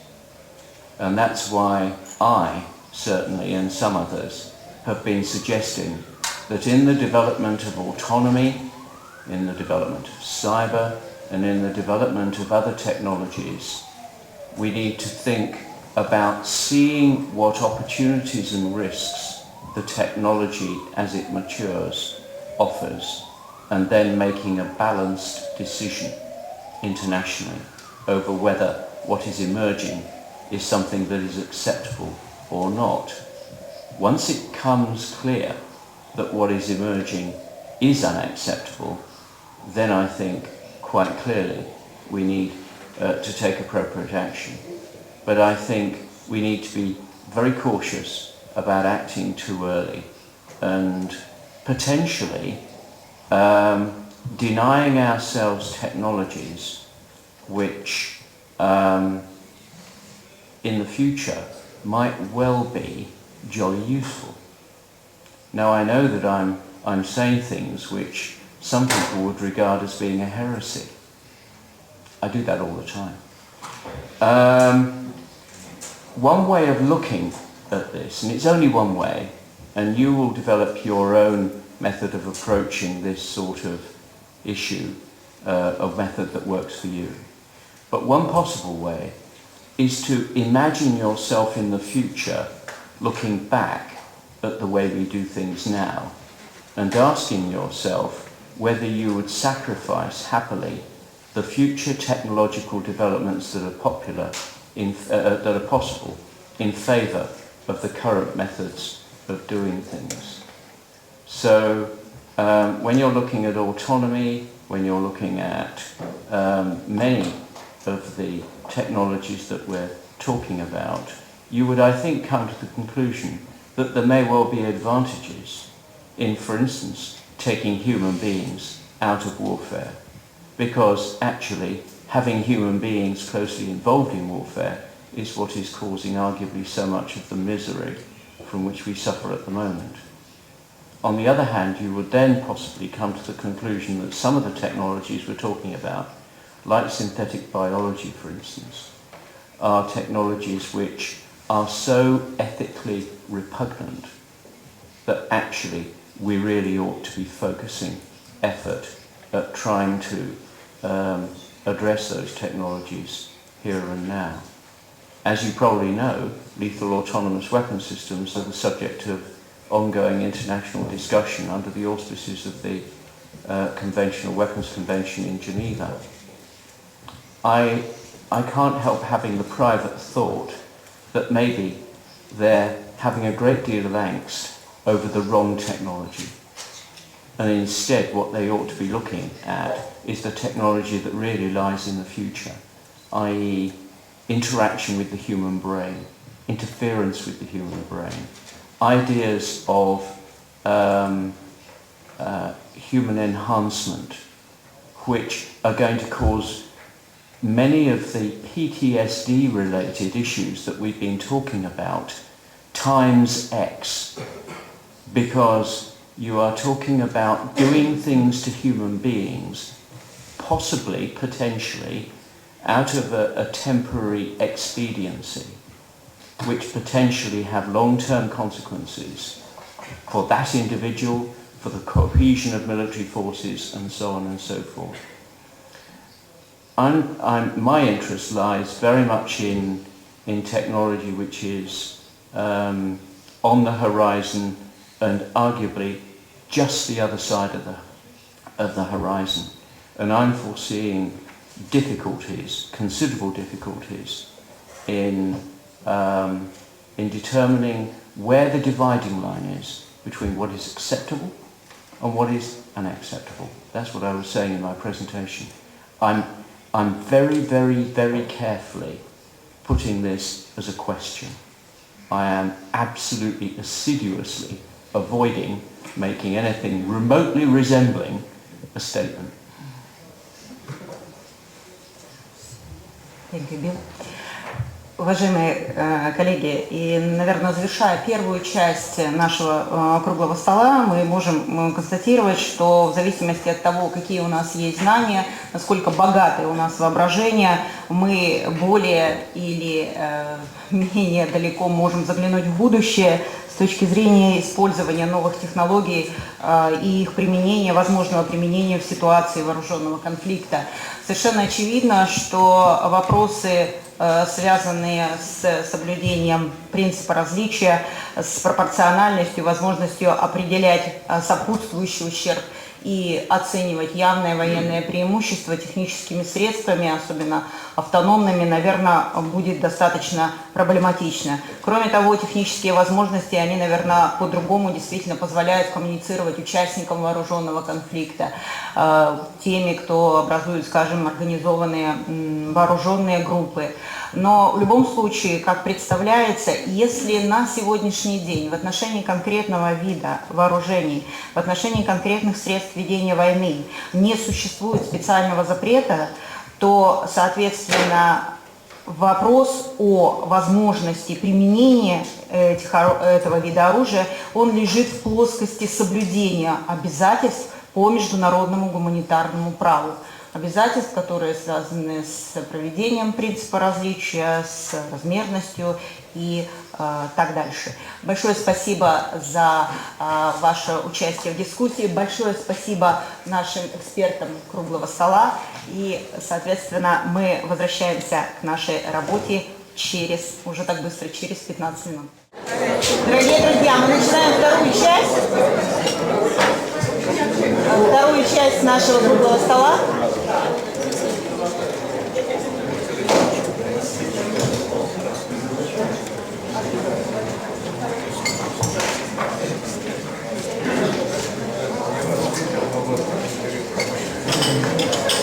Которая также касается заявленной темы, связанной с эволюцией войны, с тем, что изменяются обстоятельства ведения вооруженных конфликтов, и вооруженные конфликты перемещаются в городскую среду, густонаселенные районы с развитой инфраструктурой.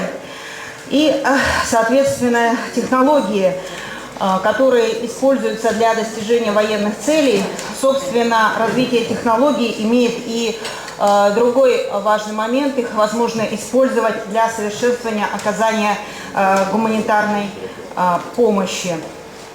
И, собственно, вот эта бесконечность в поиске эффективных гуманитарных решений, проблем, она сохраняется, и вопрос в том, должны ли мы здесь или можем ли мы здесь испытывать оптимизм или скорее пессимизм для решения этих проблем и возможности, опять же, применения норм международного гуманитарного права.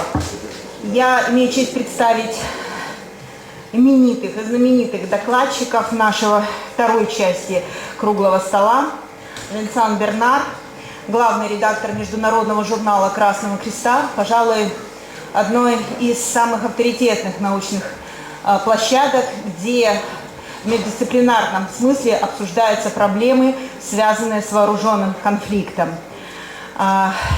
Винсан это счастливо сочетает практический опыт и теоретические знания в плане преподавания международного права. Кроме того, В 1998 году Винсан Бернар присоединился к Международному комитету Красного Креста, и в течение 17 лет он участвовал и работал в разного рода миссиях в Дакаре, в Найроби, в Израиле, на оккупированных территориях, а также занимал различные должности в Международном комитете Красного Креста, в отделе МГП, был главой, руководителем отдела по связям с общественностью, руководил отделом по африканскому континенту.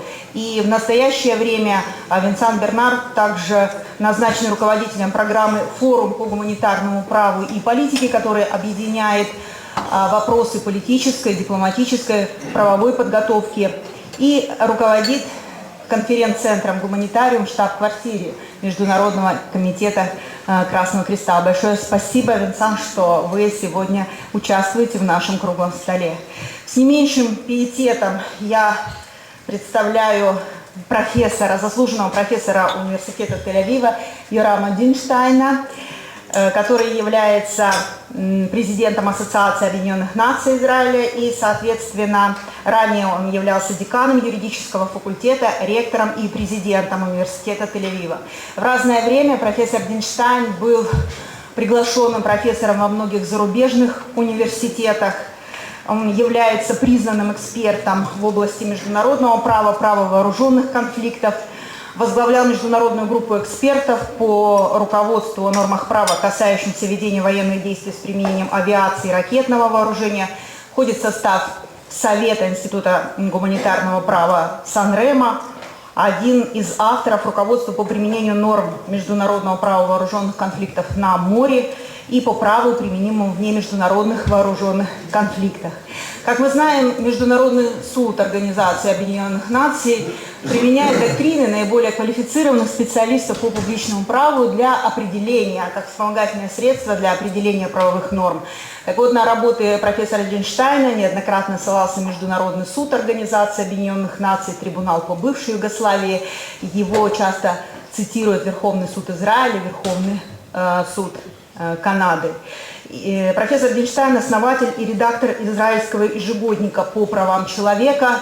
Его перу принадлежит очень много известных работ в области международного права, права вооруженных конфликтов, прав человека.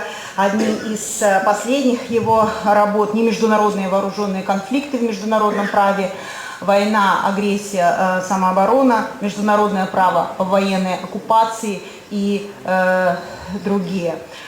Большое спасибо, профессор Динштайн, что вы нашли время и возможность сегодня быть участником нашего круглого стола.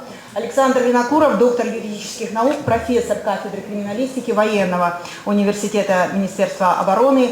По окончании юридического факультета Александр проходил службу в военных прокуратурах и, соответственно, был помощником 1991 года по особым поручениям заместителя генерального прокурора Российской Федерации, главного военного прокурора.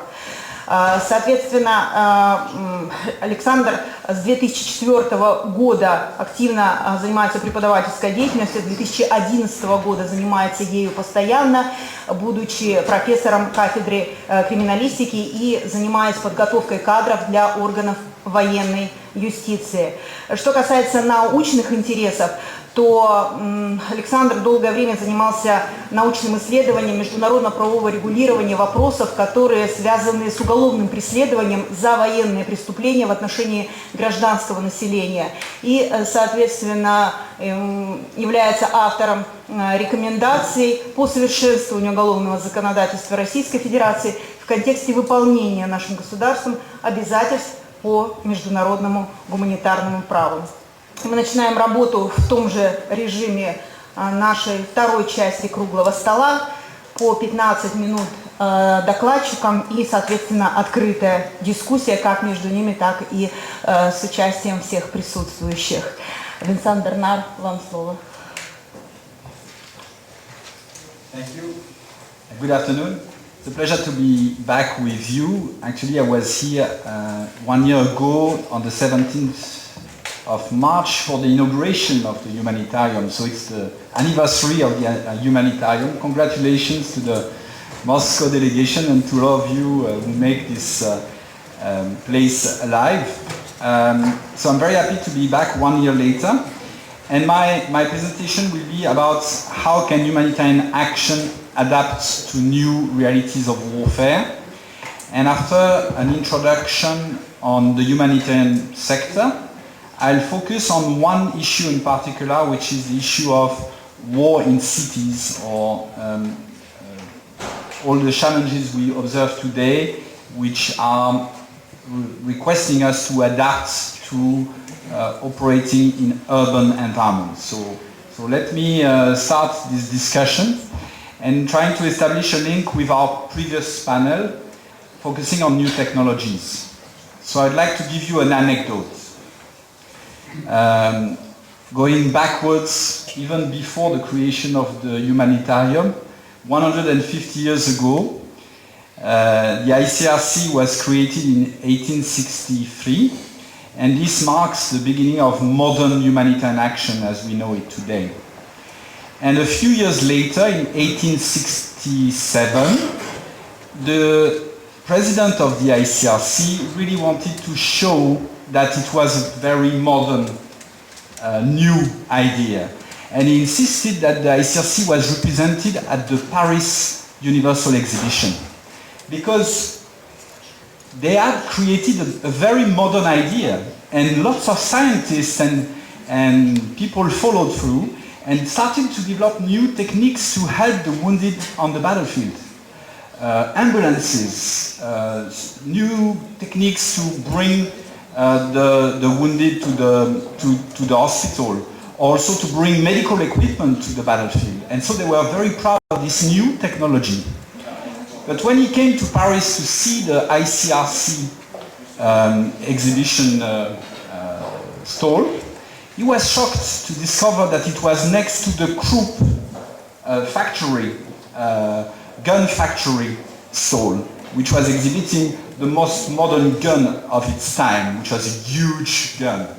And this anecdote just to remind us that this question about new technologies has been there since the origin, and that the humanitarian sector was created at a time when this progress in science and technologies was really starting to make a big difference on the battlefield.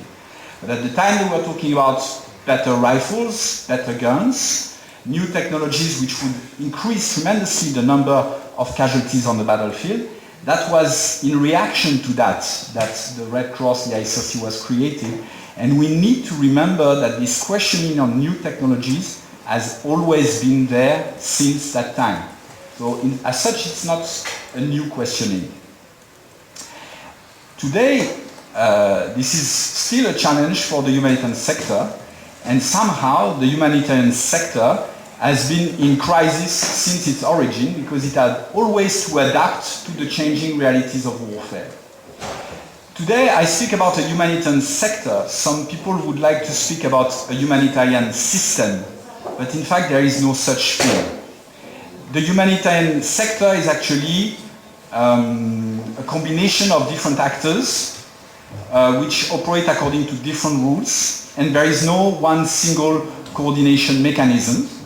So we are talking mostly about the United Nations agencies, the Red Cross and Red Crescent family movement, and several thousand NGOs which operate according to different lines. Some of them are religious organizations, some of them are linked to particular groups, some of them are very professional in their approach, some of them are actually very new and are discovering humanitarian action because of a particular crisis. So we are talking about a very diverse group of people. The sector has been constantly evolving, constantly changing, and trying to adapt to new realities. And it has been facing, let's say, generally three types of challenges. And I will try to illustrate these three different types of challenges using the example of war in cities, urban warfare that we see today. The first type of challenge we face is linked to the humanitarian problems we try to address. And these problems are evolving. They are changing. So today, the problems we face reflect certain problems such as the fact that we are mostly confronted with non-international armed conflicts, which creates certain patterns of violence, certain risks for humanitarian actors, certain limitations in our capacity to use the law as well. Another group of problems we face is linked to the frequency and the number of disasters. And this has been increasing. And this has been also a massive challenge because we have an augmentation of the world population, and more people are living in urban areas which are more exposed somehow to disasters when they strike, which can create greater number of casualties. So this is another type of problem we face. So the first element shaping humanitarian response is, of course, the type of problems we need to address. The second type of challenges for the humanitarian sector is related to the environment in which we operate. And it has always been a very politicized environment. So humanitarian actors can be instrumentalized. Some states will want humanitarian actors to help this category of people, but not this one. So we see also that in the current climate, there is lack of convergence at the multilateral level. We feel somehow that the law, international law, is often being challenged, and that it's not a conducive environment today to develop new hard law, and this is also part of the environment in which we need to operate. So that's related to the second type of challenge we face, which are related to our environment. And finally, there are challenges which are internal to the sector itself. We are talking about a sector which has grown tremendously over the past 3 decades, and now it's reaching a total of $20 billion in total, the funding of the humanitarian actors. But still, this funding is not enough to address the crisis we face.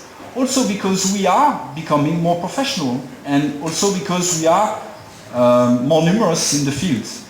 So there is a growing gap between what we know we could achieve and our capacity to have access.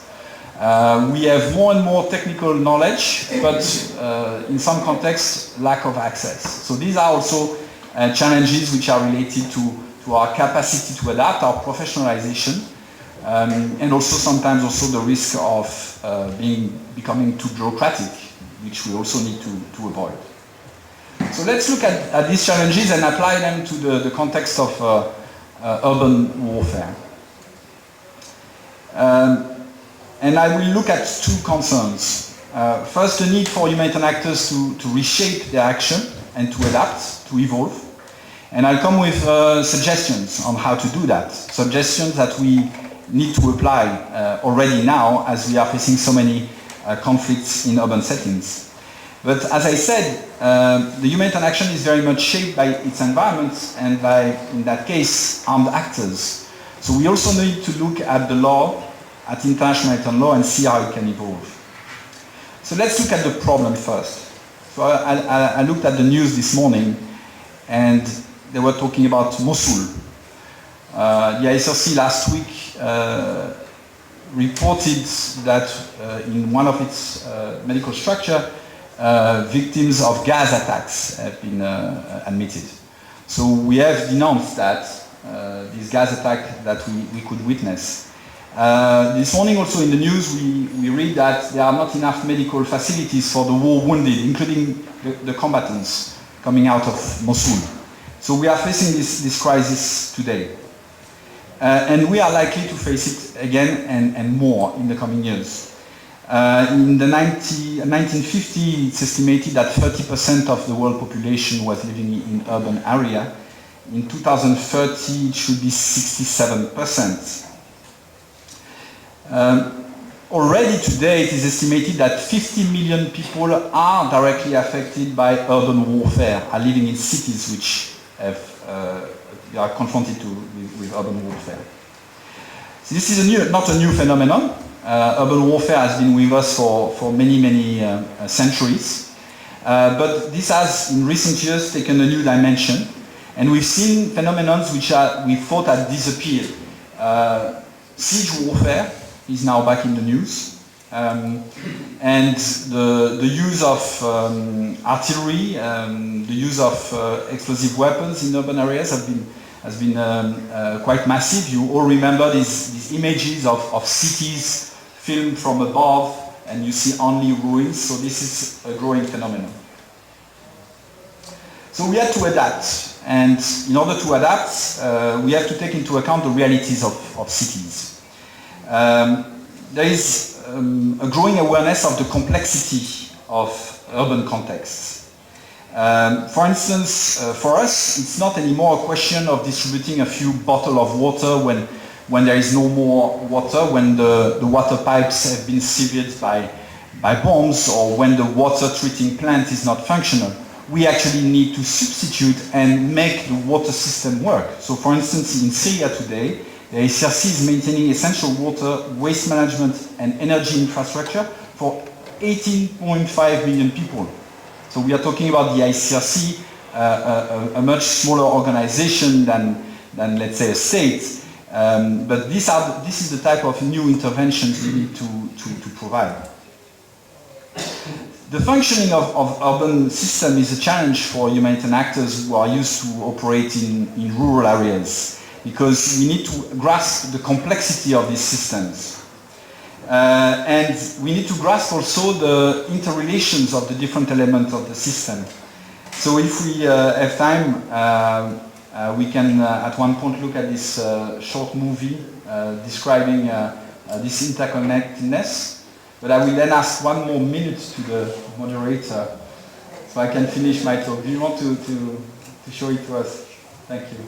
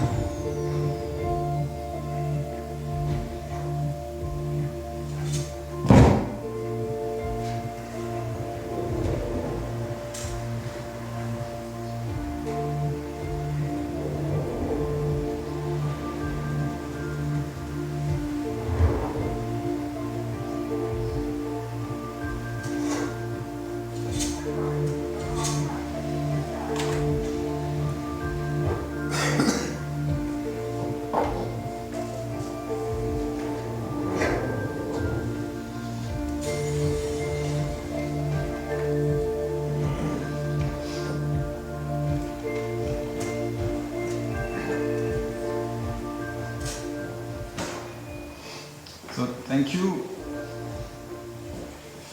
Yeah.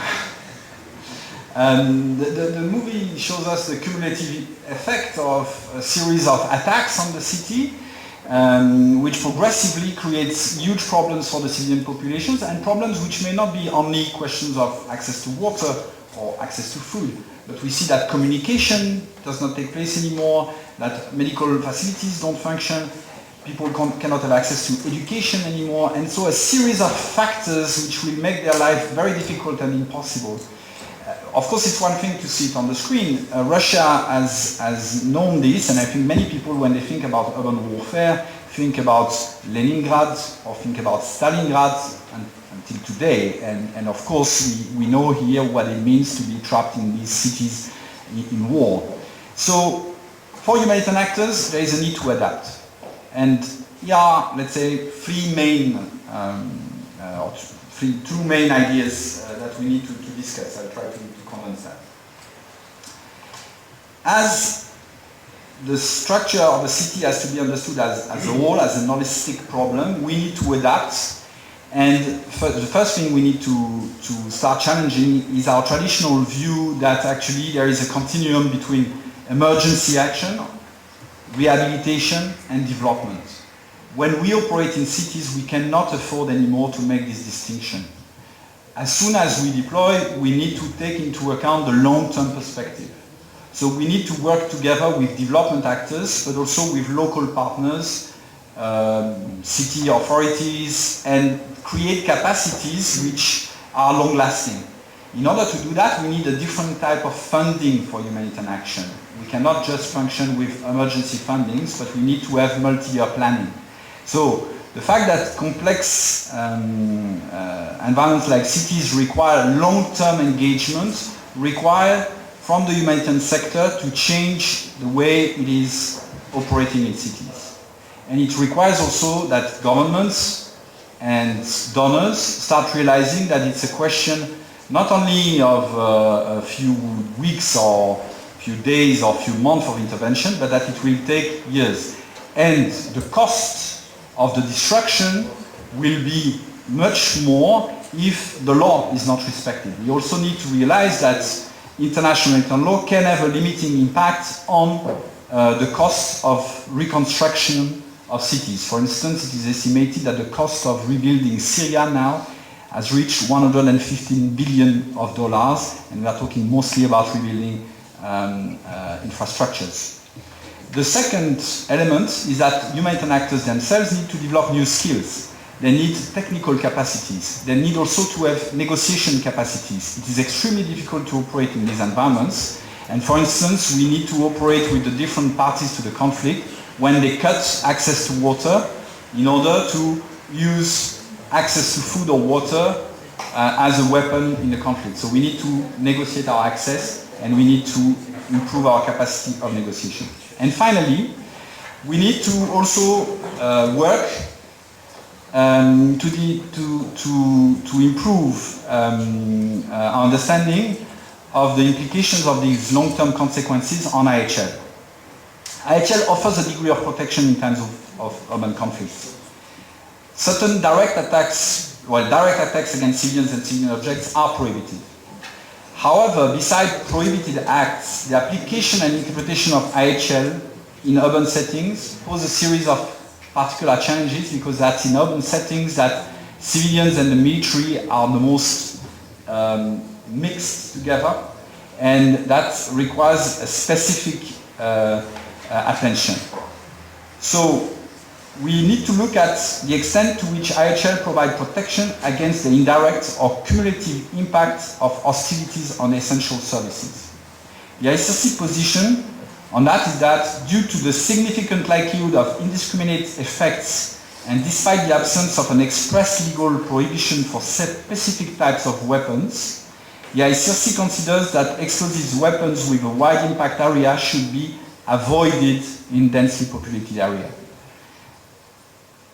These are not prohibited weapons, but military forces remain bound by the prohibition against indiscriminate attacks and the rules of proportionality and precaution in attack when targeting military objectives in populated areas. The military should take into account the foreseeable reverberating effects of the attacks, not only the direct impact. And on this, I'd like to conclude. I think humanitarian action knows now the lessons, but the military also need to learn these lessons and factor this in the conduct of hostilities in urban settings. Thank you. Thank you, Bernard. Professor Winstein. I have the PowerPoint.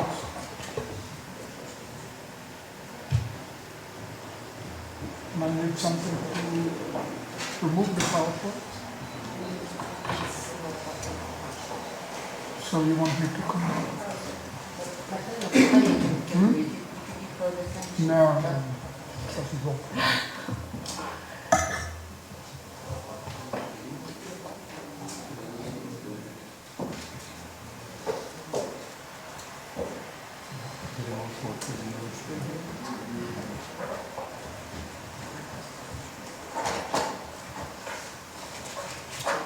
But I find it most appropriate to speak here in Russia because the subject of urban warfare, although it is relevant today, Mosul, before Mosul there were Fallujah and Ramadi. In Syria there was Aleppo, Homs, Gaza and so forth. But the subject actually was created by the Red Army, which wrote a book on it, both in defense and in attack. In defense, it's Stalingrad. This is the fiercest, most important battle of urban warfare in history. Never before, nor after anything close to it. And in attack, Berlin. Not quite as fierce as Stalingrad, but nevertheless, not a single building in Berlin remained standing at the end of the urban warfare there, which took place several weeks in 1945. So this is, in a sense, a Red Army subject, which has been applied since on a much smaller scale. Of course, the means of warfare have changed since World War II, but the principle is the same. And there has been a reference to Stalingrad and Leningrad in the same breath. It's wrong. Stalingrad is urban warfare. Leningrad is not. Leningrad is siege warfare. The difference between urban warfare and siege warfare is that in urban warfare you go into the city and you fight, and I'll immediately describe how. In siege warfare you surround the city, you use artillery, you use aircraft, and so forth, but essentially the idea is to defeat the enemy by starvation. It can be very costly. More civilians died in Leningrad than in Stalingrad. But nevertheless, it's a different type of battle altogether. Well, what is urban warfare? So, the idea is ground fighting, ground combat, in which infantry is the queen. True, you have sometimes artillery support and aircraft support, and I'll come to the artillery support at the end of my presentation because we have a judgment of the subject, recent, by the International Criminal Tribunal for Yugoslavia. But nevertheless, the main thing is infantry. And the point is that urban warfare is very special because you cannot really use freely tanks, armored vehicles, or anything else, because you have to move house to house, street to street, city block by city block, and neighborhood by neighborhood. In Stalingrad, it was shown that sometimes the fighting takes place floor to floor and room to room. One floor was held by the Nazis, one floor was held by the Red Army, and they were fighting. Now, the complexities of urban warfare are such that you have tall buildings that, of course, afford very good observation points and make it very difficult for tanks to move. You have cellars and basements which present wonderful hiding places. You think that you have taken the building and then the enemy is behind you. And you have narrow alleys and underground passages which make communication much easier, and the trouble is that the more you ruin the place, the better fortified it is. There is no better fortification in military terms than a ruined city. Now, the thing to do is that you can, since the fighting is of such a nature, you can fire now not only at the next building where the enemy is positioned, but at the building behind it where the enemy is not present yet, on the assumption that ultimately the enemy will, having lost the first building, will move to the second building, to the third, and so forth. As for the legal aspects, I'll come to them immediately. Okay, now, We start from the 1907 Hague Regulations on land warfare, which established the general principle on which this is all based. And what the Hague Regulations say, and I quote it, the attack or bombardment by whatever means of towns, villages, dwellings, or buildings which are undefended is prohibited. A contrario, what it means is that if they are defended, they can be attacked. Not allowed to attack them if they are undefended, but obviously it's allowed to attack them if they are defended. There's no question about it. So the question is, what can a belligerent party which wishes to save a city do? The answer is not only don't defend it, but you actually have an opportunity, which is stated in Additional Protocol 1 of 1977, to declare that this is undefended. The original expression of the Hague Regulations used to be open city, which means a message to the enemy, come and take it. We are not going to defend it. The French have done it with Paris. A similar declaration was issued as regards Rome. You have a precious gem of civilization. You don't want to have fighting which will destroy Paris. You don't want to have fighting which will destroy Rome again. So you say, fight before the city, some fight behind the city. We are not fighting in the city. And it's important to bear in mind such a declaration, although unilateral, is binding on the enemy. The enemy cannot reject it. Of course, it's better to reach an agreement, but you don't have to reach an agreement. A unilateral declaration is enough. Now, Additional Protocol 1 of 1977 does not change the Hague Rules text except in one word. It is using the term localities. It is prohibited for the parties to the conflict to attack by any means whatsoever non-defended localities instead of cities, towns, buildings. This is a better expression, there is no question about it, because it's not limited to towns, cities in their entirety. What it means is if you have a huge city, take Moscow, suffice it for somebody like myself to have come here from the airport to realize the size of Moscow. So fighting may take place at the edge of Moscow, it will not affect the center of the city. Incidentally, the Nazis reached that part of the city. It's good to remember. And they were fighting there with the Red Army. And yet in the Kremlin, everything was business as usual.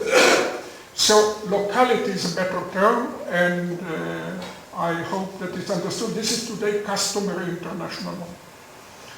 Now, it's interesting that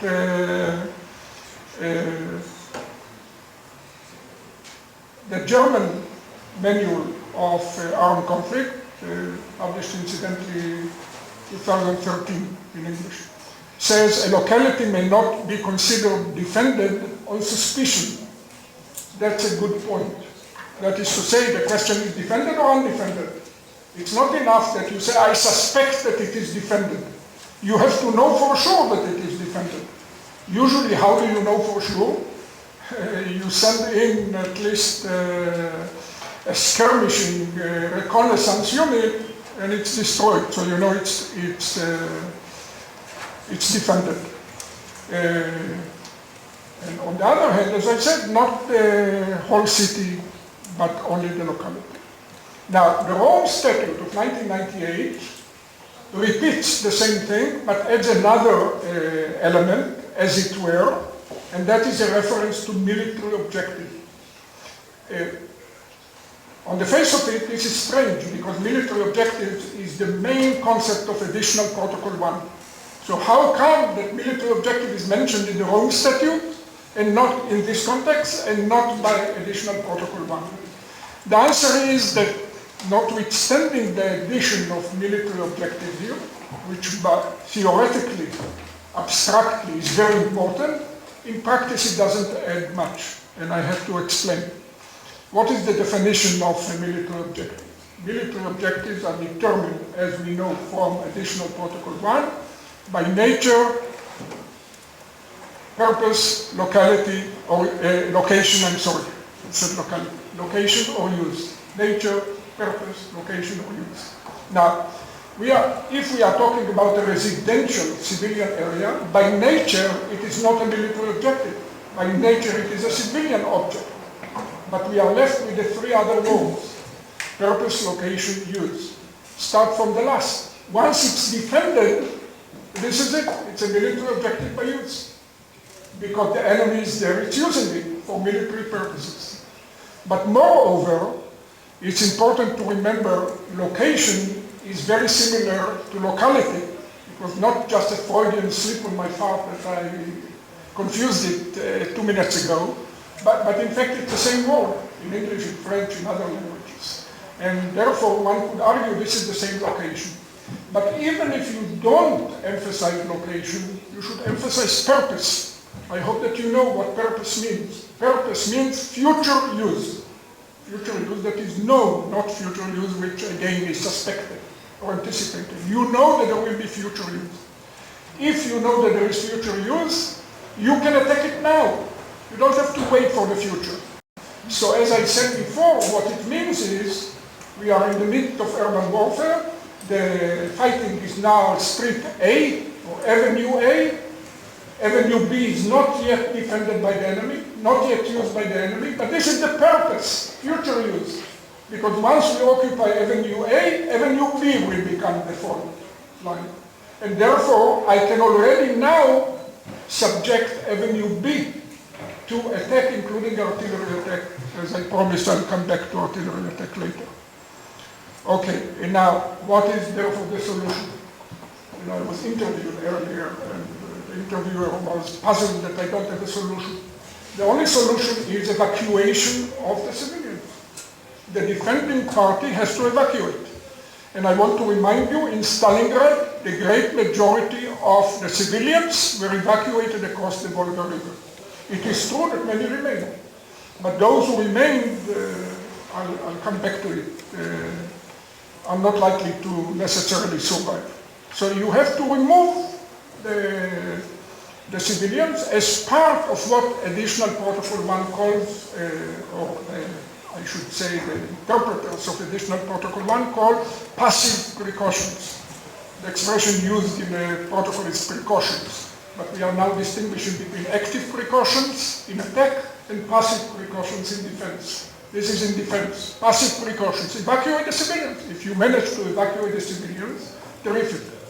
The only problem is not always can you evacuate the civilians. For example, Berlin, where could they be evacuated to? Even if the Nazis wanted to evacuate them, and they never did. But Berlin was totally surrounded. Where would they go?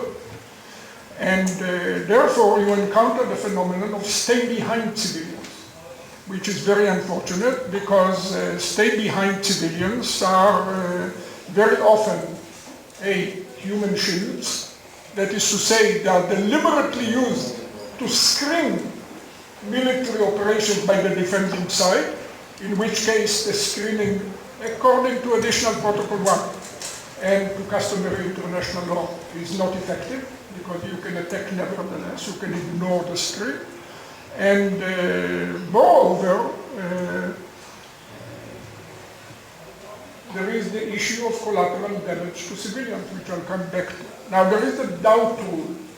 We all know in additional protocol 1 you have a doubt rule. That is to say, if there is doubt whether a person is a civilian or not a civilian, he is a civilian. He or she is a civilian. That's the rule. But the trouble is that if most of the civilians have been evacuated, those who remain, I don't see any doubt. Why should they have remained? If they remained, that means that they are human shields, or, and I come to it now, or directly participating in hostilities. And remember, you don't have to be a member of the armed forces for an attack to be legitimized. If you are a civilian directly participating in hostilities, for such time as you do so, you can be attacked, additional protocol 1. So between being the DPH, directly participating in hostility, human shield and so forth, it's between the devil and the deep blue sea. If you are staying behind civilian, your chances of getting injured or killed are very high. And not much can be done. Of course, there is still special protection. That is to say, if you have a hospital with a Red Cross emblem in the middle of an urban area, and so the attacking party has to recognize it as such and to respect the status. The same applies to cultural property with the emblem of cultural property. Remember, there is a special emblem under the 1954 UNESCO Convention and so on. So certain areas can be absorbed, neutralized as it were from the fighting. But if it's not within the compound, everything else is likely to be destroyed. Now I come to the judgment that I promised you, and most people are simply not familiar with it. That's the Gotovina judgment, which went through two phases, trial court, appeals court. It's one of the most important cases of the ICT, International Tribunal for Yugoslavia. Now, the trial chamber in 2011, dealing with Gotovina, the number one Croat, not Serb, Croat defendant, general, he was responsible for the success of the Croats in Bosnia and Herzegovina. The judgment ruled that, yes, in urban warfare, are indirect, that is to say, long distance, artillery can be used in support of the infantry. But they said there is a margin of error, maximum of 200 meters. Mind you, 200 meters, this is the radius, so the diameter is 400. This is a lot. Try to measure something if you are not military and you cannot do it in your own mind. It's a lot. And within it, everything can be destroyed. But in this particular case, many of the shells that were fired by Gotovina's Croats against the Serb exceeded the 200-meter range, and therefore Gotovina and several other defendants were convicted and sentenced to long periods in jail. Then came the appeal in 2012. And in the appeals chamber rejected the 200 meters. Incidentally, rejected it unanimously. Not everybody realizes it. Rejected it unanimously. But then they split 3-2, 5 judges in the appeal chamber. And the majority ruled that, or implied quite clearly that it's more than 200, although they couldn't establish how much more than 200. There were different testimonies before the trial court running as far as 400, double of the 200, which they refused to accept. But it's more than 200, we don't know how much more than 200. 250, who knows? But moreover, they added, remember, that's not only insofar as immobile targets, like a building where the enemy is located. It's also mobile targets, what is usually known in military practice as targets of opportunity. That is to say, you have a vehicle moving. You can target the vehicle 200 plus meters radius to each side of the moving vehicle. And since it's moving, you are moving with it. I don't have to tell you that the result can be even more catastrophic. Now,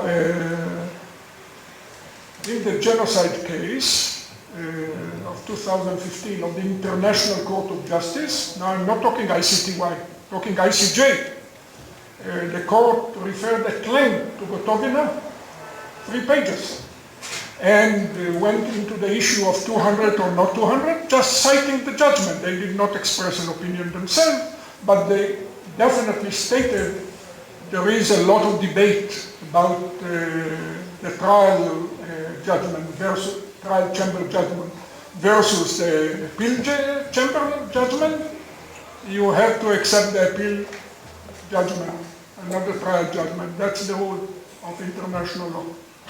So I do not have to tell you, the ICJ would not have wished to associate itself with Gotovina. It had ample opportunity to do so. They actually stood behind Gotovina. This is the law today.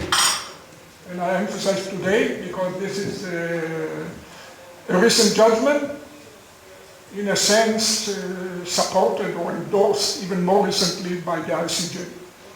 Now, although in Gotovina they deal only with artillery, I don't see any difference between artillery on the one hand and aircraft, drones, missiles on the other. Any indirect fire will do. So with any indirect fire, you have a margin of error, mobile or immobile, of more than 200 in each direction.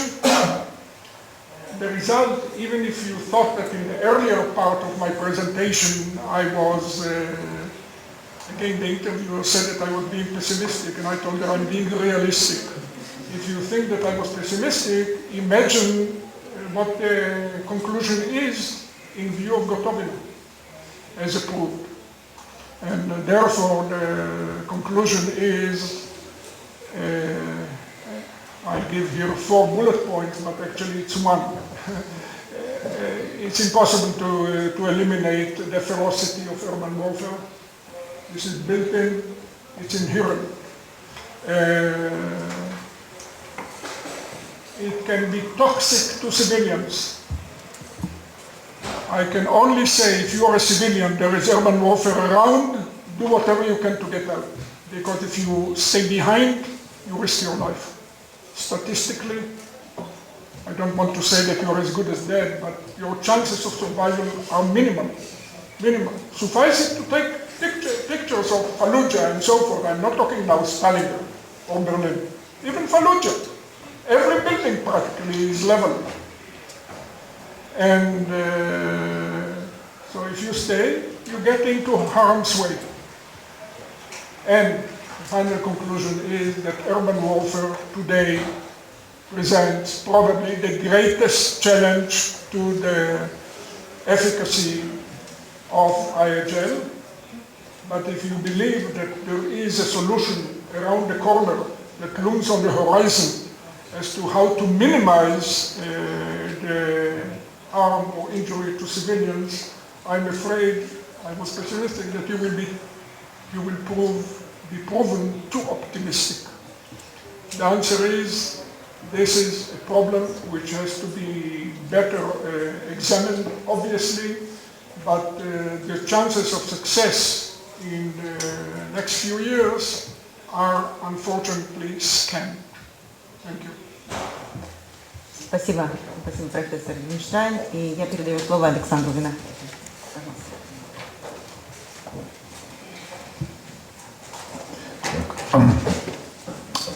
Добрый день, уважаемые коллеги. Тема моего выступления сегодняшнего – обеспечение соблюдения норм МГП и тактика действий в условиях современных войн. Тема очень непростая. Тем более я думаю, что в принципе в рамках этой темы можно затронуть вопросы, связанные и с соблюдением норм МГП, и гуманитарной деятельности, как те проблемные вопросы, которые создают развитие технологий и новые театры войны отчасти.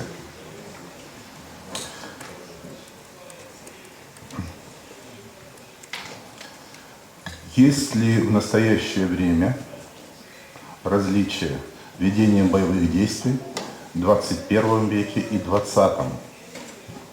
И каким образом они различаются и обеспечивается ли полностью соблюдение норм международного гуманитарного права? Наверное, нет. Не обеспечивается. Различия есть. А в чем же это различие? Мне представляется, что различие определяется прежде всего тем, что все большее значение приобретает деятельность командования, тактического командования в выборе способа ведения боевых действий, в организации боя в огневом контакте.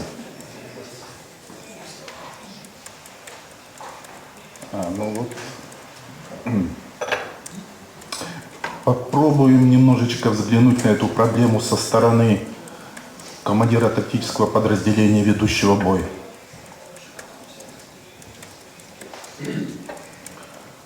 Он должен обеспечить соблюдение норм МГП. Но как это сделать в условиях населенного пункта? В данном случае, несомненно, командир обязан принять все меры о выборе конкретного вида оружия,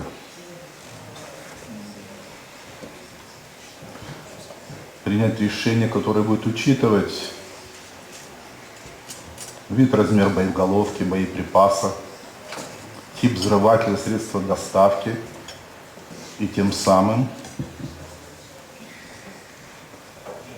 обеспечивать выполнение требований МГП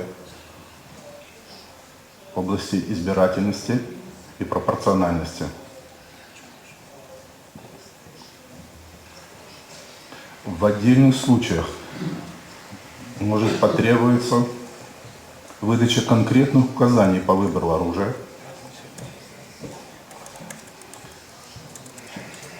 а также достаточно большая работа по подготовке личного состава, ведущего военные действия в населенных пунктах. К сожалению, не во всех государствах, не во всех вооруженных силах этому внимание уделяется достаточно большое. Да, подготовка осуществляется, но, как правило, спецподразделений, подразделений, выполняющих специальные задачи, сил быстрого реагирования. А что касается военнослужащих, обычных подразделений, то они довольствуются, как правило, изучением общих аспектов теории боя.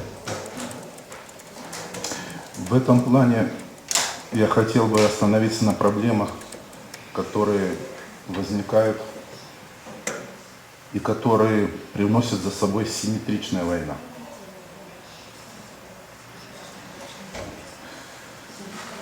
Конечно, можно сказать командиру и бойцу,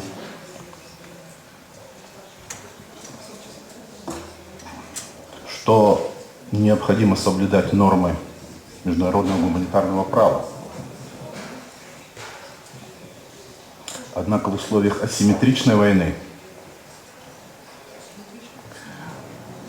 когда личный состав и командир видит, что нормы МГП нарушаются противником систематически и постоянно,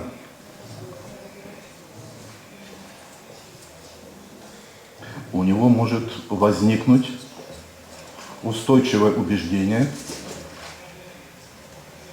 что нормы международного гуманитарного права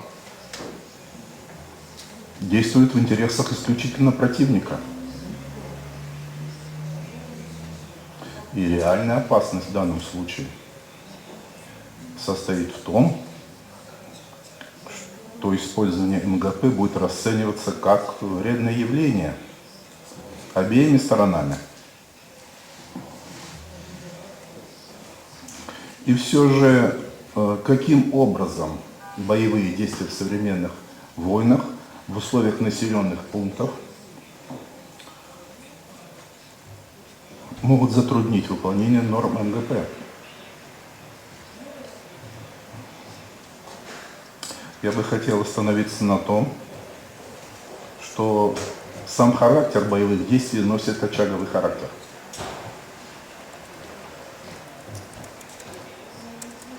При этом рядом с войсками, которые идут боевые действия, находится гражданское население, гражданская инфраструктура, которая разрушается и уничтожается. Отсутствует сплошная линия боевого соприкосновения зачастую. А ведь сами действия воюющих сторон направлены прежде всего на то, чтобы закрепиться в населенных пунктах с каменными постройками, взять под контроль дороги, узлы дорог с установкой мощных блокпостов и ротных опорных пунктов.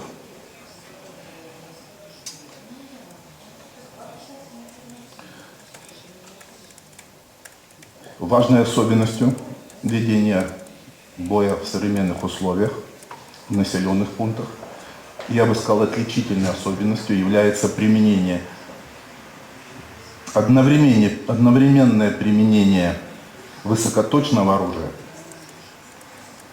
и устаревших систем вооружения, которые не обеспечивают избирательность прежде всего. Кроме того, в ходе этих войн будет вестись в будущем, это уже не в условиях асимметричной войны, взаимная борьба, направленная на уничтожение радиоэлектронных средств.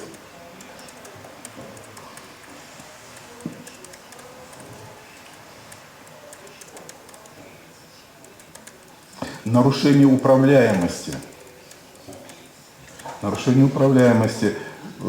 затруднение пользования этими радиоэлектронными средствами приведет к тому, что вопросы принятия решений и ответственности за перераспределение и поражение объектов будет создавать реальную угрозу как для гражданского населения, так и для гражданских объектов.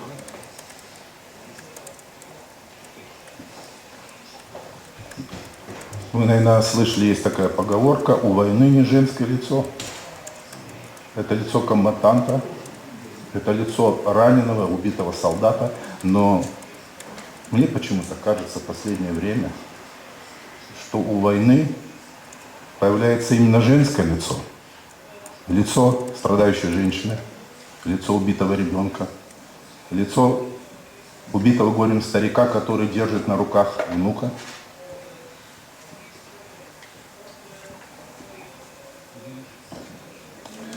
Поэтому проблемы, существующие в условиях ведения боевых действий, конечно, существуют.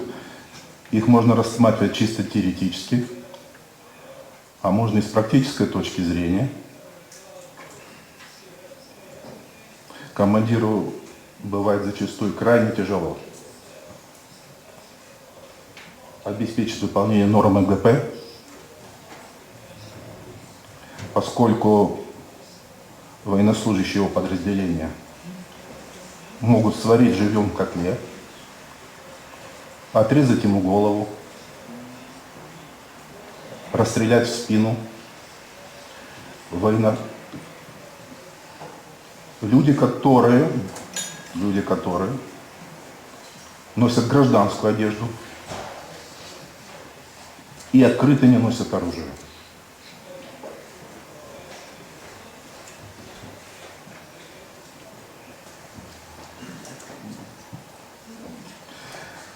Вы знаете, я бы хотел кратко остановиться еще в выступлении на проблемах, связанных с использованием современных видов вооружений. Сегодня в ходе дискуссии изучалась тема применения беспилотников. Да, можно сказать, что они появились давно, но ударные беспилотники, в данном случае мы имеем в виду беспилотники, которые несут боевое вооружение, ракеты или бомбы, они появились не так давно.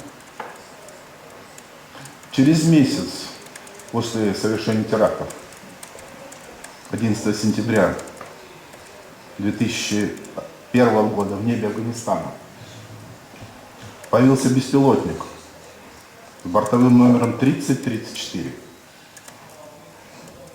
Это не был разведывательный аппарат, это был боевой дрон. На его борту были ракеты, он выполнил поставленную задачу и благополучно вернулся на базу. В настоящее время он находится в Национальном музее авиации и космонавтики Соединенных Штатов Америки.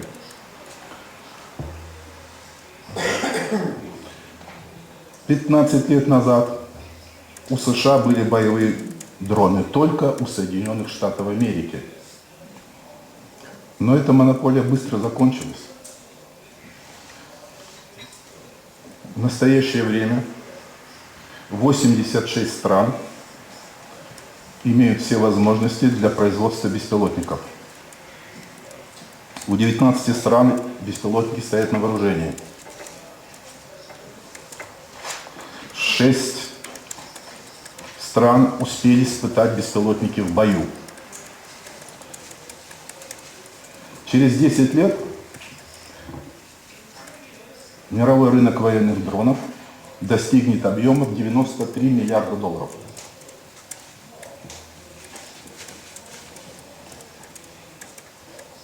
Поэтому мне понятна та озабоченность, которую вызывает автономные системы вооружения, возможное создание автономных систем вооружения, в том числе и в области беспилотников.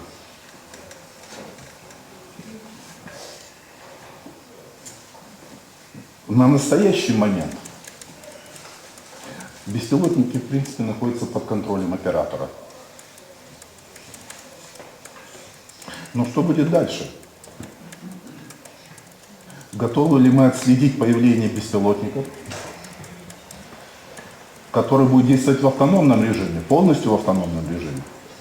Вы мне можете сказать, это будет не сейчас. Но вы знаете, я тоже сначала так думал. Но вот, посмотрев, я хочу сказать, вот такую вам информацию довести.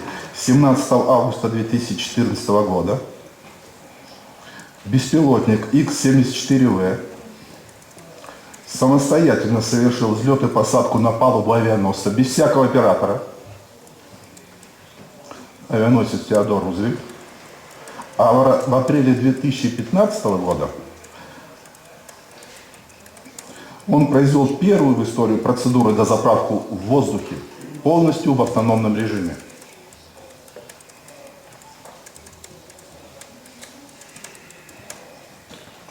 Исключительно технически интересная машина, новейшей технологии. Поэтому я бы не был так оптимистичен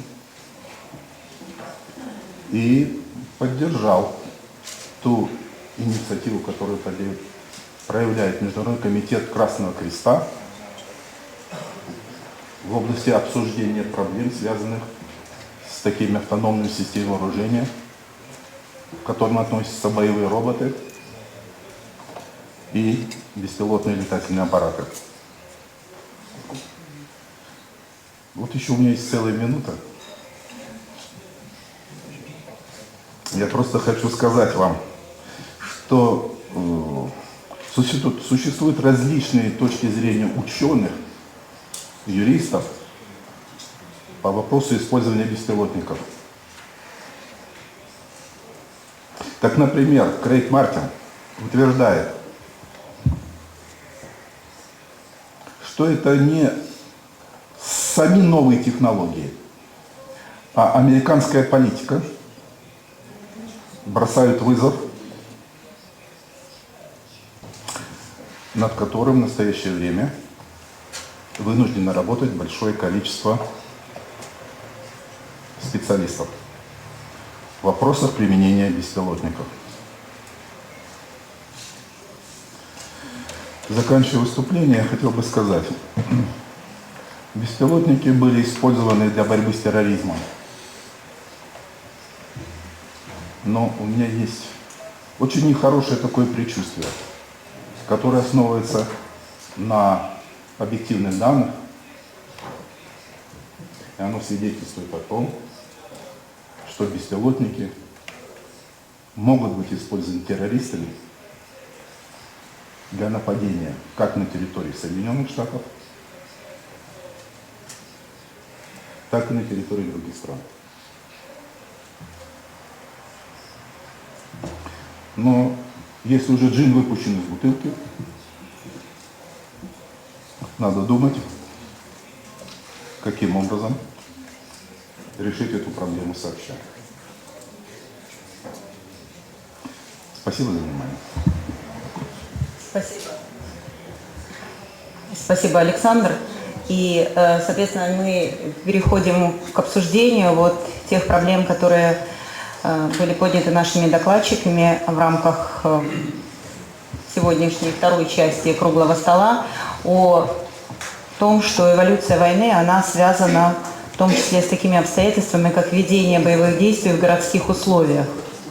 Это, безусловно, другая тактика ведения боевых действий. Это то, о чем говорил Винсан по поводу сложностей с осуществлением гуманитарных действий. Это то, о чем говорил профессор Штайн, что вряд ли есть какие-то суперэффективные средства для того, чтобы уменьшить жестокость ведения этих боевых действий. Но все-таки, наверное, вопрос о том, должны ли принципы международного гуманитарного права, нормы международного гуманитарного права пониматься и применяться, толковаться как-то иначе в городских условиях. Я имею в виду прежде всего, конечно, принцип, например, соразмерности, недопущения нападения на объекты, которые находятся под защитой и так дальше, именно в городских условиях. Какие здесь могут быть практические вопросы, связанные с применением норм международного гуманитарного права, тем более, что тот, кто ведет войну в городских условиях, ну, не обязательно, наверное, имеет какое-то плохое намерение непосредственно разрушить все в городе и нарушить нормы международного гуманитарного права. Пожалуйста, коллеги, какие есть вопросы, реплики, замечания? Да, пожалуйста. Да, не забывайте, пожалуйста, представляться. Okay, my name is Chula Hortum, and I have actually a set of questions on two last presentations. I will start with the presentation of Professor Dinstein, and then I will pass to Professor Vinokurov. I will switch to Russian. But let me please start with Professor Dinstein's presentation. First of all, I'd like to thank you, Professor, for being here. It's really an honor to be with you in one room and to be able to ask you a question. But unfortunately, I cannot agree with you on most points. So, first of all, just correct me if I'm wrong. You told that there is a distinction in IHL between defended and undefended cities. So those undefended cannot be attacked. And if a city is defended, it can be attacked. And if a street is defended, it can be attacked. Unfortunately, I don't think it's very compatible with IHL, because there is a provision in Additional Protocol 1, I don't remember the number, but it clearly states that you cannot attack entire areas or towns. What you can attack is only military objectives, and a town or a street, an area, it cannot be a military objective. So, and attacking an entire town would be a violation of the principle of distinction. It would be an indiscriminate attack. And it is the exact difference between now and the Second World War, when Soviet pilots went off to bomb Berlin. Now you cannot go and bomb Aleppo or Damascus or anything else. You can go and bomb some specific military objectives located in the city. Okay, just the second point. You said that the defending party has a legal obligation to evacuate civilian population out of besieged cities, all the cities which are to be attacked. And you decided to the principle of basic precautions. I personally completely agree with you that it should be like this, that basic and active precautions should be equal. But I know, I'm sure you are perfectly aware of the argument saying that the principle of basic precautions is formulated in such a way which makes it below the principle of basic precautions. Because if you remember the text of the article, it says that the defending party is endeavored to take basic precautions. while the active precautions are to be taken. That's a legal obligation. And my last but not least point is that you said that state-defined civilians are most likely human shields. And human shields are deep aging, and if they're deep aging, they can be targeted. I think the ICRC guys here with these just tremble inside, hearing that voluntary human shields deep aging. Because I'm sure you're probably aware of the argument that they cannot be deep aging because they don't qualify for these three criteria enshrining the ICRC interpretive guidance of deep aging. But maybe that's not the most convincing argument. For me, the most convincing argument is that you said that a voluntary human shields deep ages means that you can set a sniper and target these particular human shields individually, which would not be very humane and it wouldn't be very logical. But if you not target him or she or her individually, then this person is not deep aging, and then this person is protected as a civilian. I think that's one of the most fundamental points we have to take into account. Just keeping in mind, of course, that there is a problem of voluntary human shields. So, thank you, Professor. И теперь несколько слов по последнему докладу. Я очень благодарю вас за него. По первой части вы описали все трудности, связанные с тем, что очень сложно требовать от солдат исполнять международное гуманитарное право, особенно в современных контекстах не международных военных вооруженных контекстах, асимметричных конфликтах, когда противоположная сторона не соблюдает гуманитарное право и ужасно нарушает его. Но я думаю, господин Будби, я думаю, согласится со мной, что солдаты обычно делают то, чему их учат. Мне кажется, решением этой проблемы должна являться постоянная, наверное, нет другого слова, индоктринация солдат и офицеров международное гуманитарное право. Спасибо. Делать, наверное, это может быть по-разному, но это должно входить в подготовку, как минимум, хотя бы офицеров вооруженных сил на постоянной основе в военных училищах. То есть у них не должно быть вопроса, нужно ли соблюдать вооруженное военное право, международное гуманитарное право. Вот. И подробно я хотел бы сказать несколько слов, так сказать, ставить свои 5 копеек, еще несколько пунктов, которые не были отмечены здесь, проблемы, которые поднимают дроны. Простите, пожалуйста, давайте мы сначала дадим возможность нашим участникам круглого стола ответить, чтобы потом продолжить дискуссию. Well, I'm afraid that the comments are based on abstract analysis of Additional Protocol 1 and not on the practice of states or on the Gotovina case. The practice of states is clear-cut and it includes Russian practice in Aleppo. Russia did not behave in Aleppo different from the way Americans behave in Fallujah or in Ramadi. The only difference is, I noticed that you are all obsessed here by drones, probably because Russia is not at the forefront of the use of drones. But what is a drone? A drone is only a platform. It's no different from any other platform or combination of platforms. Instead of using an armed drone, you can use a reconnaissance drone, small one, and next to it, a MiG or Sukhoi aircraft, military aircraft, or an F-16 as the Americans would. And the missile will strike the same target with the same efficacy as it comes from a drone. So the Russians in Aleppo did not use drones. Instead, they used Sukhoi and Sukhoi aircraft. So what? Nevertheless, the point is, the practice of states is that once urban warfare is going on, you can use long-distance artillery, you can use missiles from aircraft or drones, and as a matter of fact, you treat the entire locality. The entire locality is a military objective. As I explained, this is based both on AP1 and on the Rome Statute. Now, it is true that precautions have to be used. A big word which means very little. What are precautions? Take a further look at Protocol 1. Number one, the precaution is if you can issue warnings to civilians to leave the area.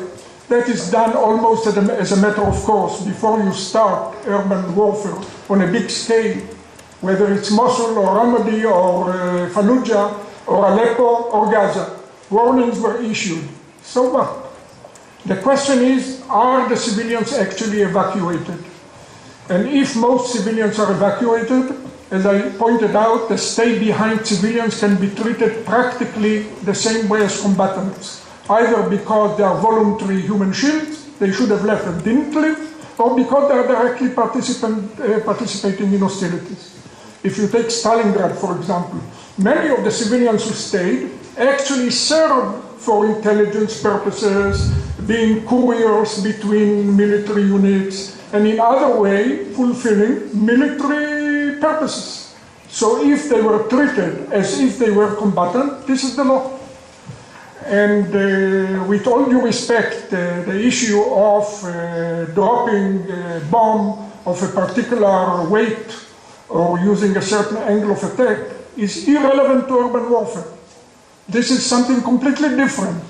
Obviously, if you bomb a military target in a city far away, you have a military target, let us say a Minister of Defense or a munitions factory.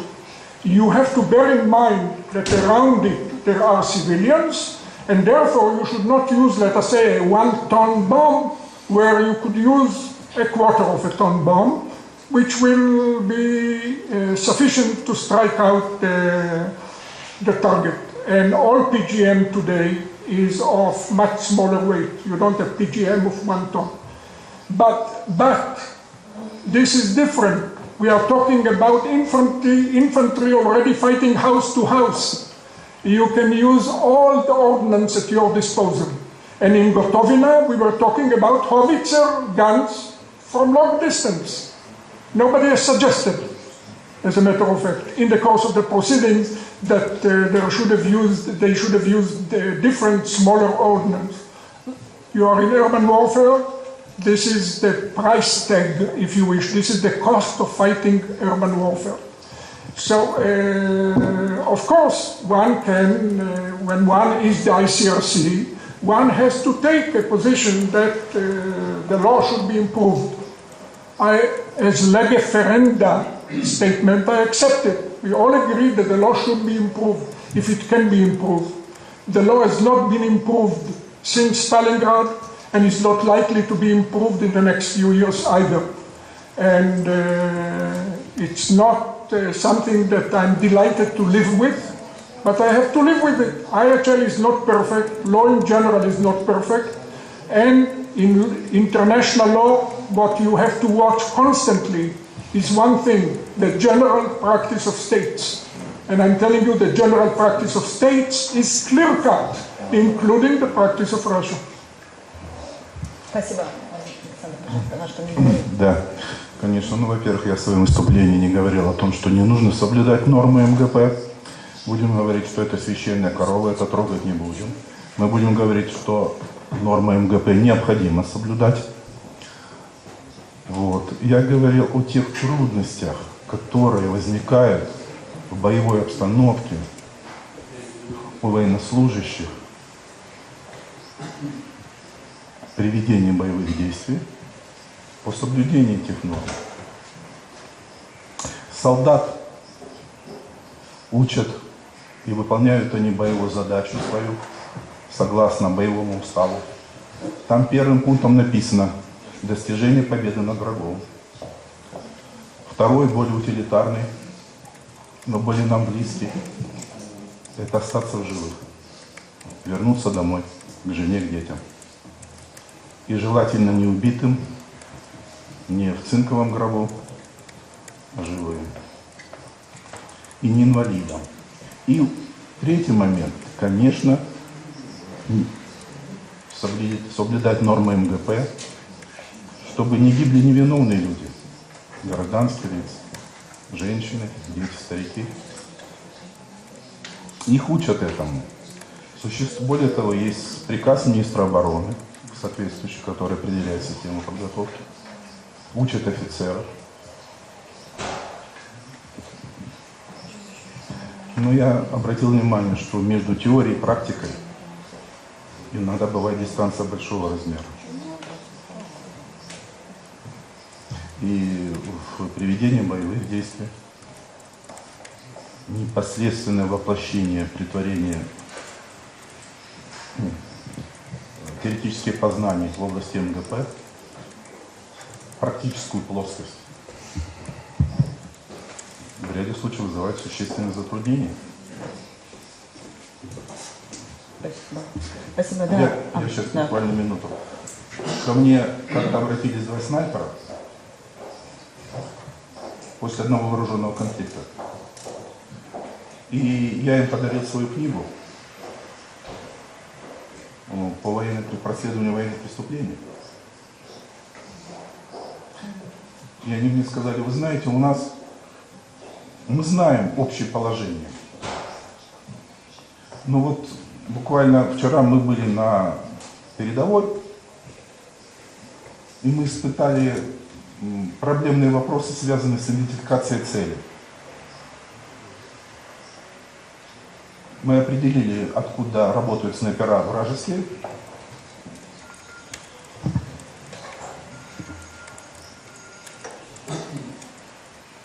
Мы увидели 2 человек в том районе, в районе развалин. Но мы не увидели у них оружие конкретно. Как поступить нам в данном случае? Уничтожить их или нет? А не будет ли это военным преступлением? Вот такие непростые вопросы возникают у солдата, который, рискуя жизнью, ведет бой. Вот о чем я хотел сказать. Спасибо. Да, спасибо, Александр.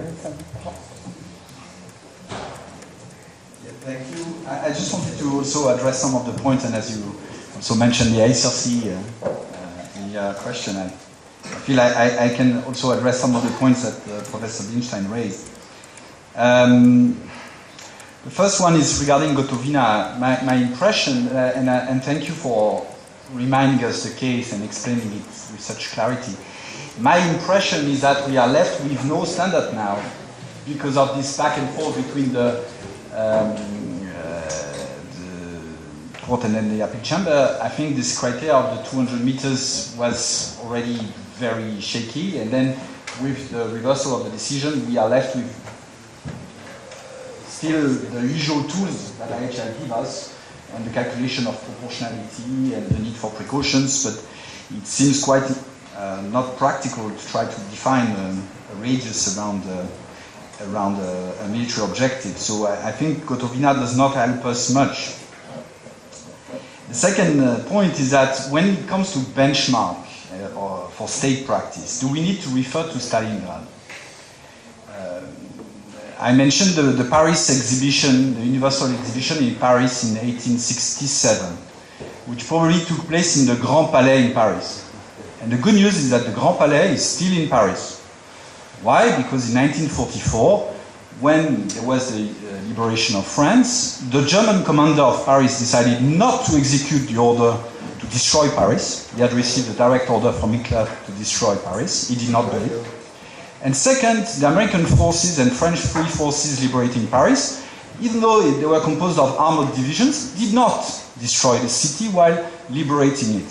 So why do we use Stalingrad as a benchmark to assess the conduct of troops? I think there are better examples, and I think in IHL we have the tendency to study crimes, violations. We should also study best practices, and best practices should inform the standards we want to apply when we speak about proportionality or we speak about distinction. So, of course, we cannot compare Paris and Stalingrad, but still it's the same war, same parties. Nowadays, we find some armies deciding, as I think, Bill, you reminded us, that, for instance, in order to enforce the law, you need to respect the law. And in counterinsurgency theory, I think many modern armed forces have decided not to use all the means available in order to spare the civilian population, precisely because the objective of the campaign is also to secure the support of the civilian population. So it's possible to apply higher standards, even higher standards than the law provides in the conduct of hostilities. So when it comes to the human shields, I also think we may not need to look at direct participation to hostilities.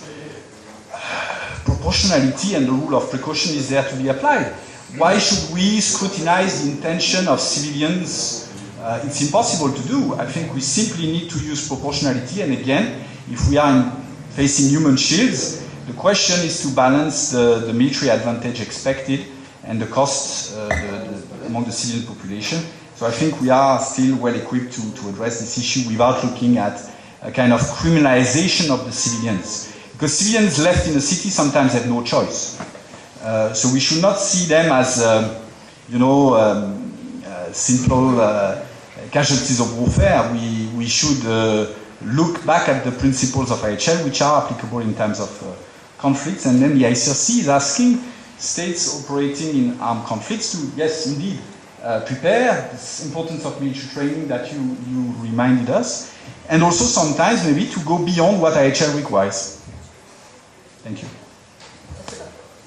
Да, пожалуйста.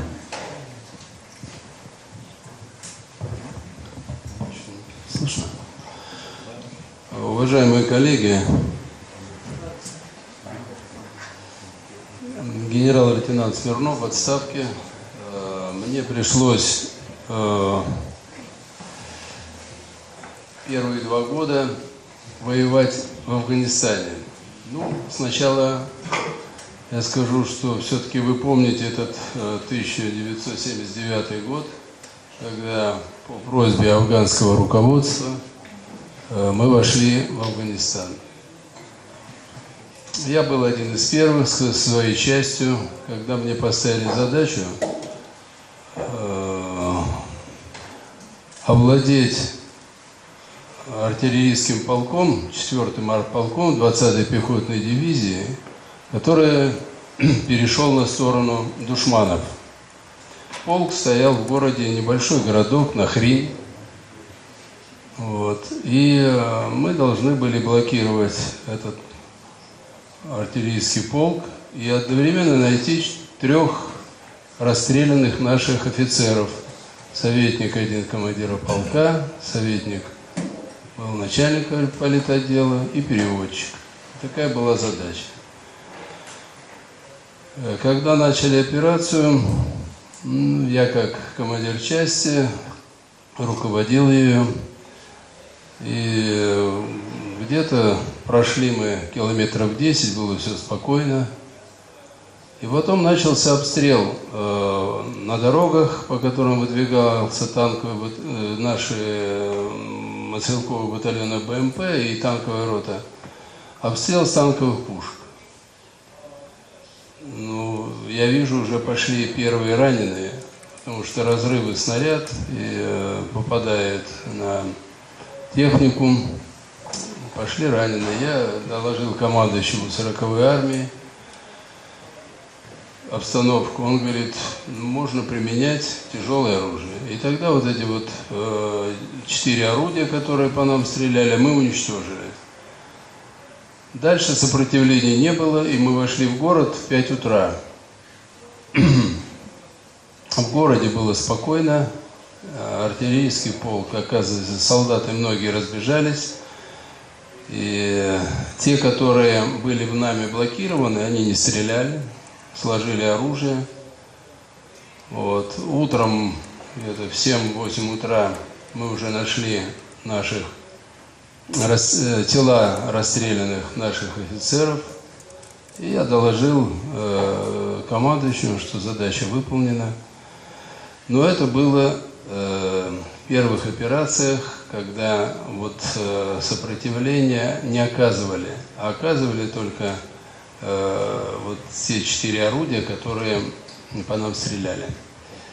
В других операциях чаще всего мы противника-то не видели.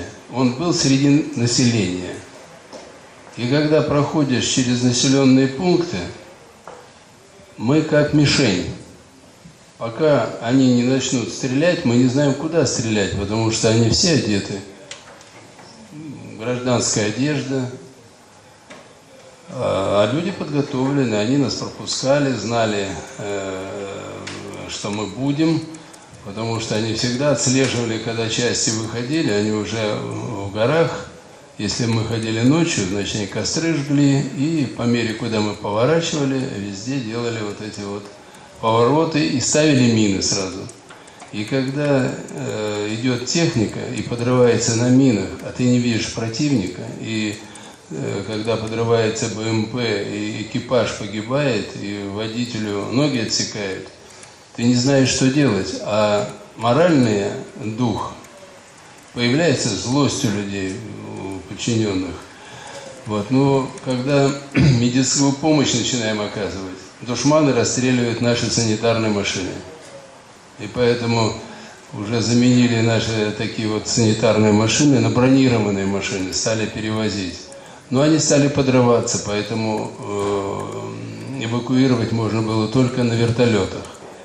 И вот думаешь, вот те, кто душманы, они что, как-то думали, что есть международное гуманитарное право, что нельзя расстреливать машины. Хотя мы, вот я скажу, даже перед тем, как развернуть орудие, я помню, дал команду расчистить, убрать урожай, в течение 25 минут убрали урожай, хлеб, развернули там гаубицу, чтобы поддержать тех, кто преследовал душманов в горах. И вот с населением-то первоначально, я 2 года первый был, ну, были отношения очень доброжелательные, встречали лозунгами, и все было нормально. Но по мере того, как в Пакистане все больше и больше готовили эти отряды, и все время уже мы чувствовали, что их становится все больше и больше, я скажу, тогда иногда вот применяли оружие, почему тяжелое оружие, но не по городам. Где-то в населенных пунктах они сидели, потому что, ну, несколько миллионов, вы знаете, что они сразу покинули, ушли в Иран, ушли в Пакистан с детьми. Поэтому сегодня, если вы посмотрите, в Афганистане население в 2 раза больше, было 17 миллионов, сегодня 34. Хотя мы вели войну, а население-то увеличилось. Поэтому было много таких моментов, когда мы оказывали гуманитарную помощь, кормили население, медицинские делали, обеспечили перевязки медицинские. Все делали для того, чтобы не было бойни. Вот. И мне, как командиру части, конечно, в первую очередь печально за то, что гибли наши солдаты, и я ничего не мог это сделать, никак остановить не мог. Поэтому я так понимаю, что если это классическая война, войны идут мировые, классические, конечно, мы не должны размещать войска и планировать операцию, чтобы войска стояли в городах. Вообще мы должны стоять в 10 километрах от города. Это обязанность всех тех, кто планирует операции. Наверное, тогда будет меньше проблем. А вот то, что сегодня в Сирии ИГИЛ уничтожает население в городах, и если им не помочь, их уничтожают. Каждый день идут потери, и вы видите, как тяжело, когда идут партизанские эти методы. Вот, и как правильно это применить нормы международного права. И я думаю, сегодня говорили, что надо обучать сержантский состав в школах, чтобы они это понимали в первую очередь. Спасибо большое. Благодарю. Большое спасибо. Уважаемые участники, будут ли комментарии по этому вопросу? Нет? Нет? Just a short comment. What General Smirnov has described is not urban warfare. You were not engaged in urban warfare in Afghanistan.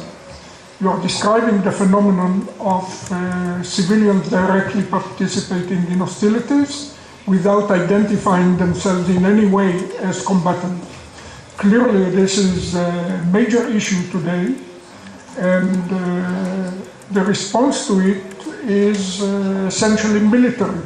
IHL explicitly permits you to target civilians directly participating in hostilities for such time as they do so.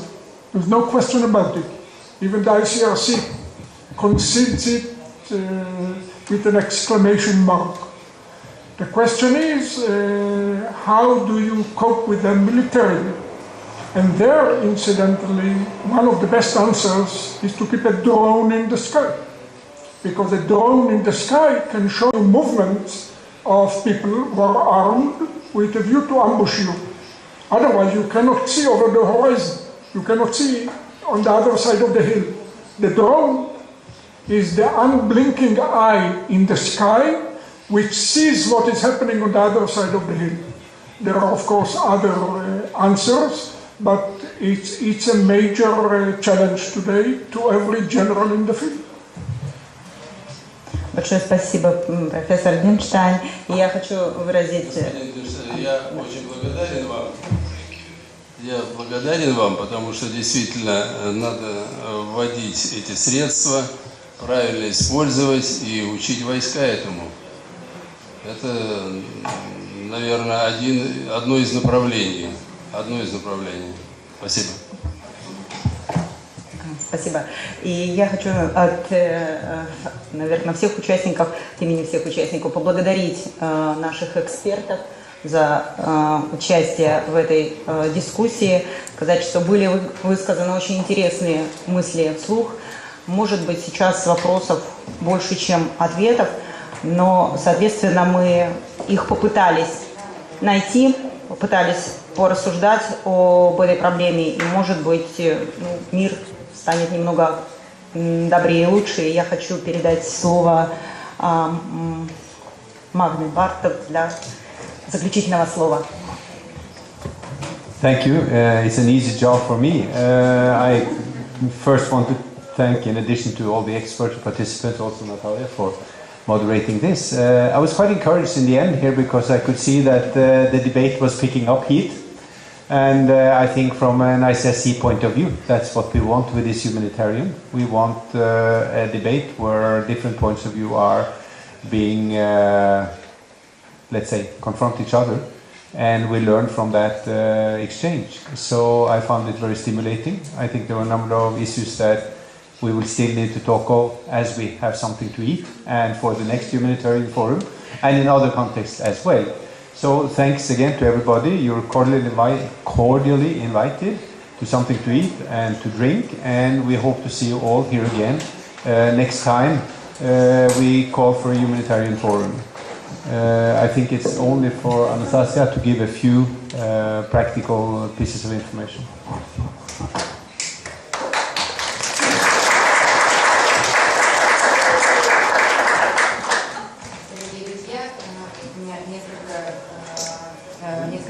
Технических моментов, которые могут быть вам интересны. Во-первых, я прошу прощения за технические сложности. Мы надеемся, что в следующий раз они у нас будут поправлены. Но нет предела совершенству. Мы все еще учимся. Во-вторых, я хотела сказать о том, что наши мероприятия гуманитариями в этом году будут набирать темп. Они будут посвящены самым разным мероприятиям. Не только мероприятия будут касаться международного гуманитарного права и вопросов развития международного гуманитарного права, но самым различным вопросам. Ну а в целом, допустим, вот из мероприятий, которые будут касаться международного гуманитарного права и его развития, мы, естественно, сообщим вам даты и программу более конкретно, но я могу просто заранее анонсировать, что где-то в середине июня, в 20-х числах июня у нас пройдет круглый стол, который будет посвящен вопросам очень важным. Вы наверняка слышали об этом уже на английском, в английском варианте, о том, что Международный комитет Красного Креста ведет последние годы огромный проект по комментариям, к написанию комментариев к Женевским конвенциям. И комментарии к первой Женевской конвенции были уже презентованы на английском языке, и мы собираемся провести такую презентацию комментариев на русском языке. Вот они пройдут, это мероприятие пройдет в июне. И, кроме того, я также хотела просить вас присоединиться и следить за нашими анонсами, за нашими мероприятиями в социальных сетях, на нашем сайте. Кроме того, на сайте Международного комитета Красного Креста на русскоязычной страничке есть отдельная страница, посвященная мероприятиям Гуманитариума, где вы мало того, что сможете посмотреть какие-то анонсы о прошедших мероприятиях, информацию о прошедших мероприятиях, но, кроме того, вы можете увидеть ссылки на видеозаписи прошлых наших мероприятий здесь. Я уверена, что скоро появится видео и вот с нашего сегодняшнего мероприятия, которое вы можете, в общем, ознакомиться сами, пересмотреть какие-то интересные еще моменты, может быть, рекомендовать эти, особенно для преподавателей, может быть, рекомендовать студентам ознакомиться с этим материалом.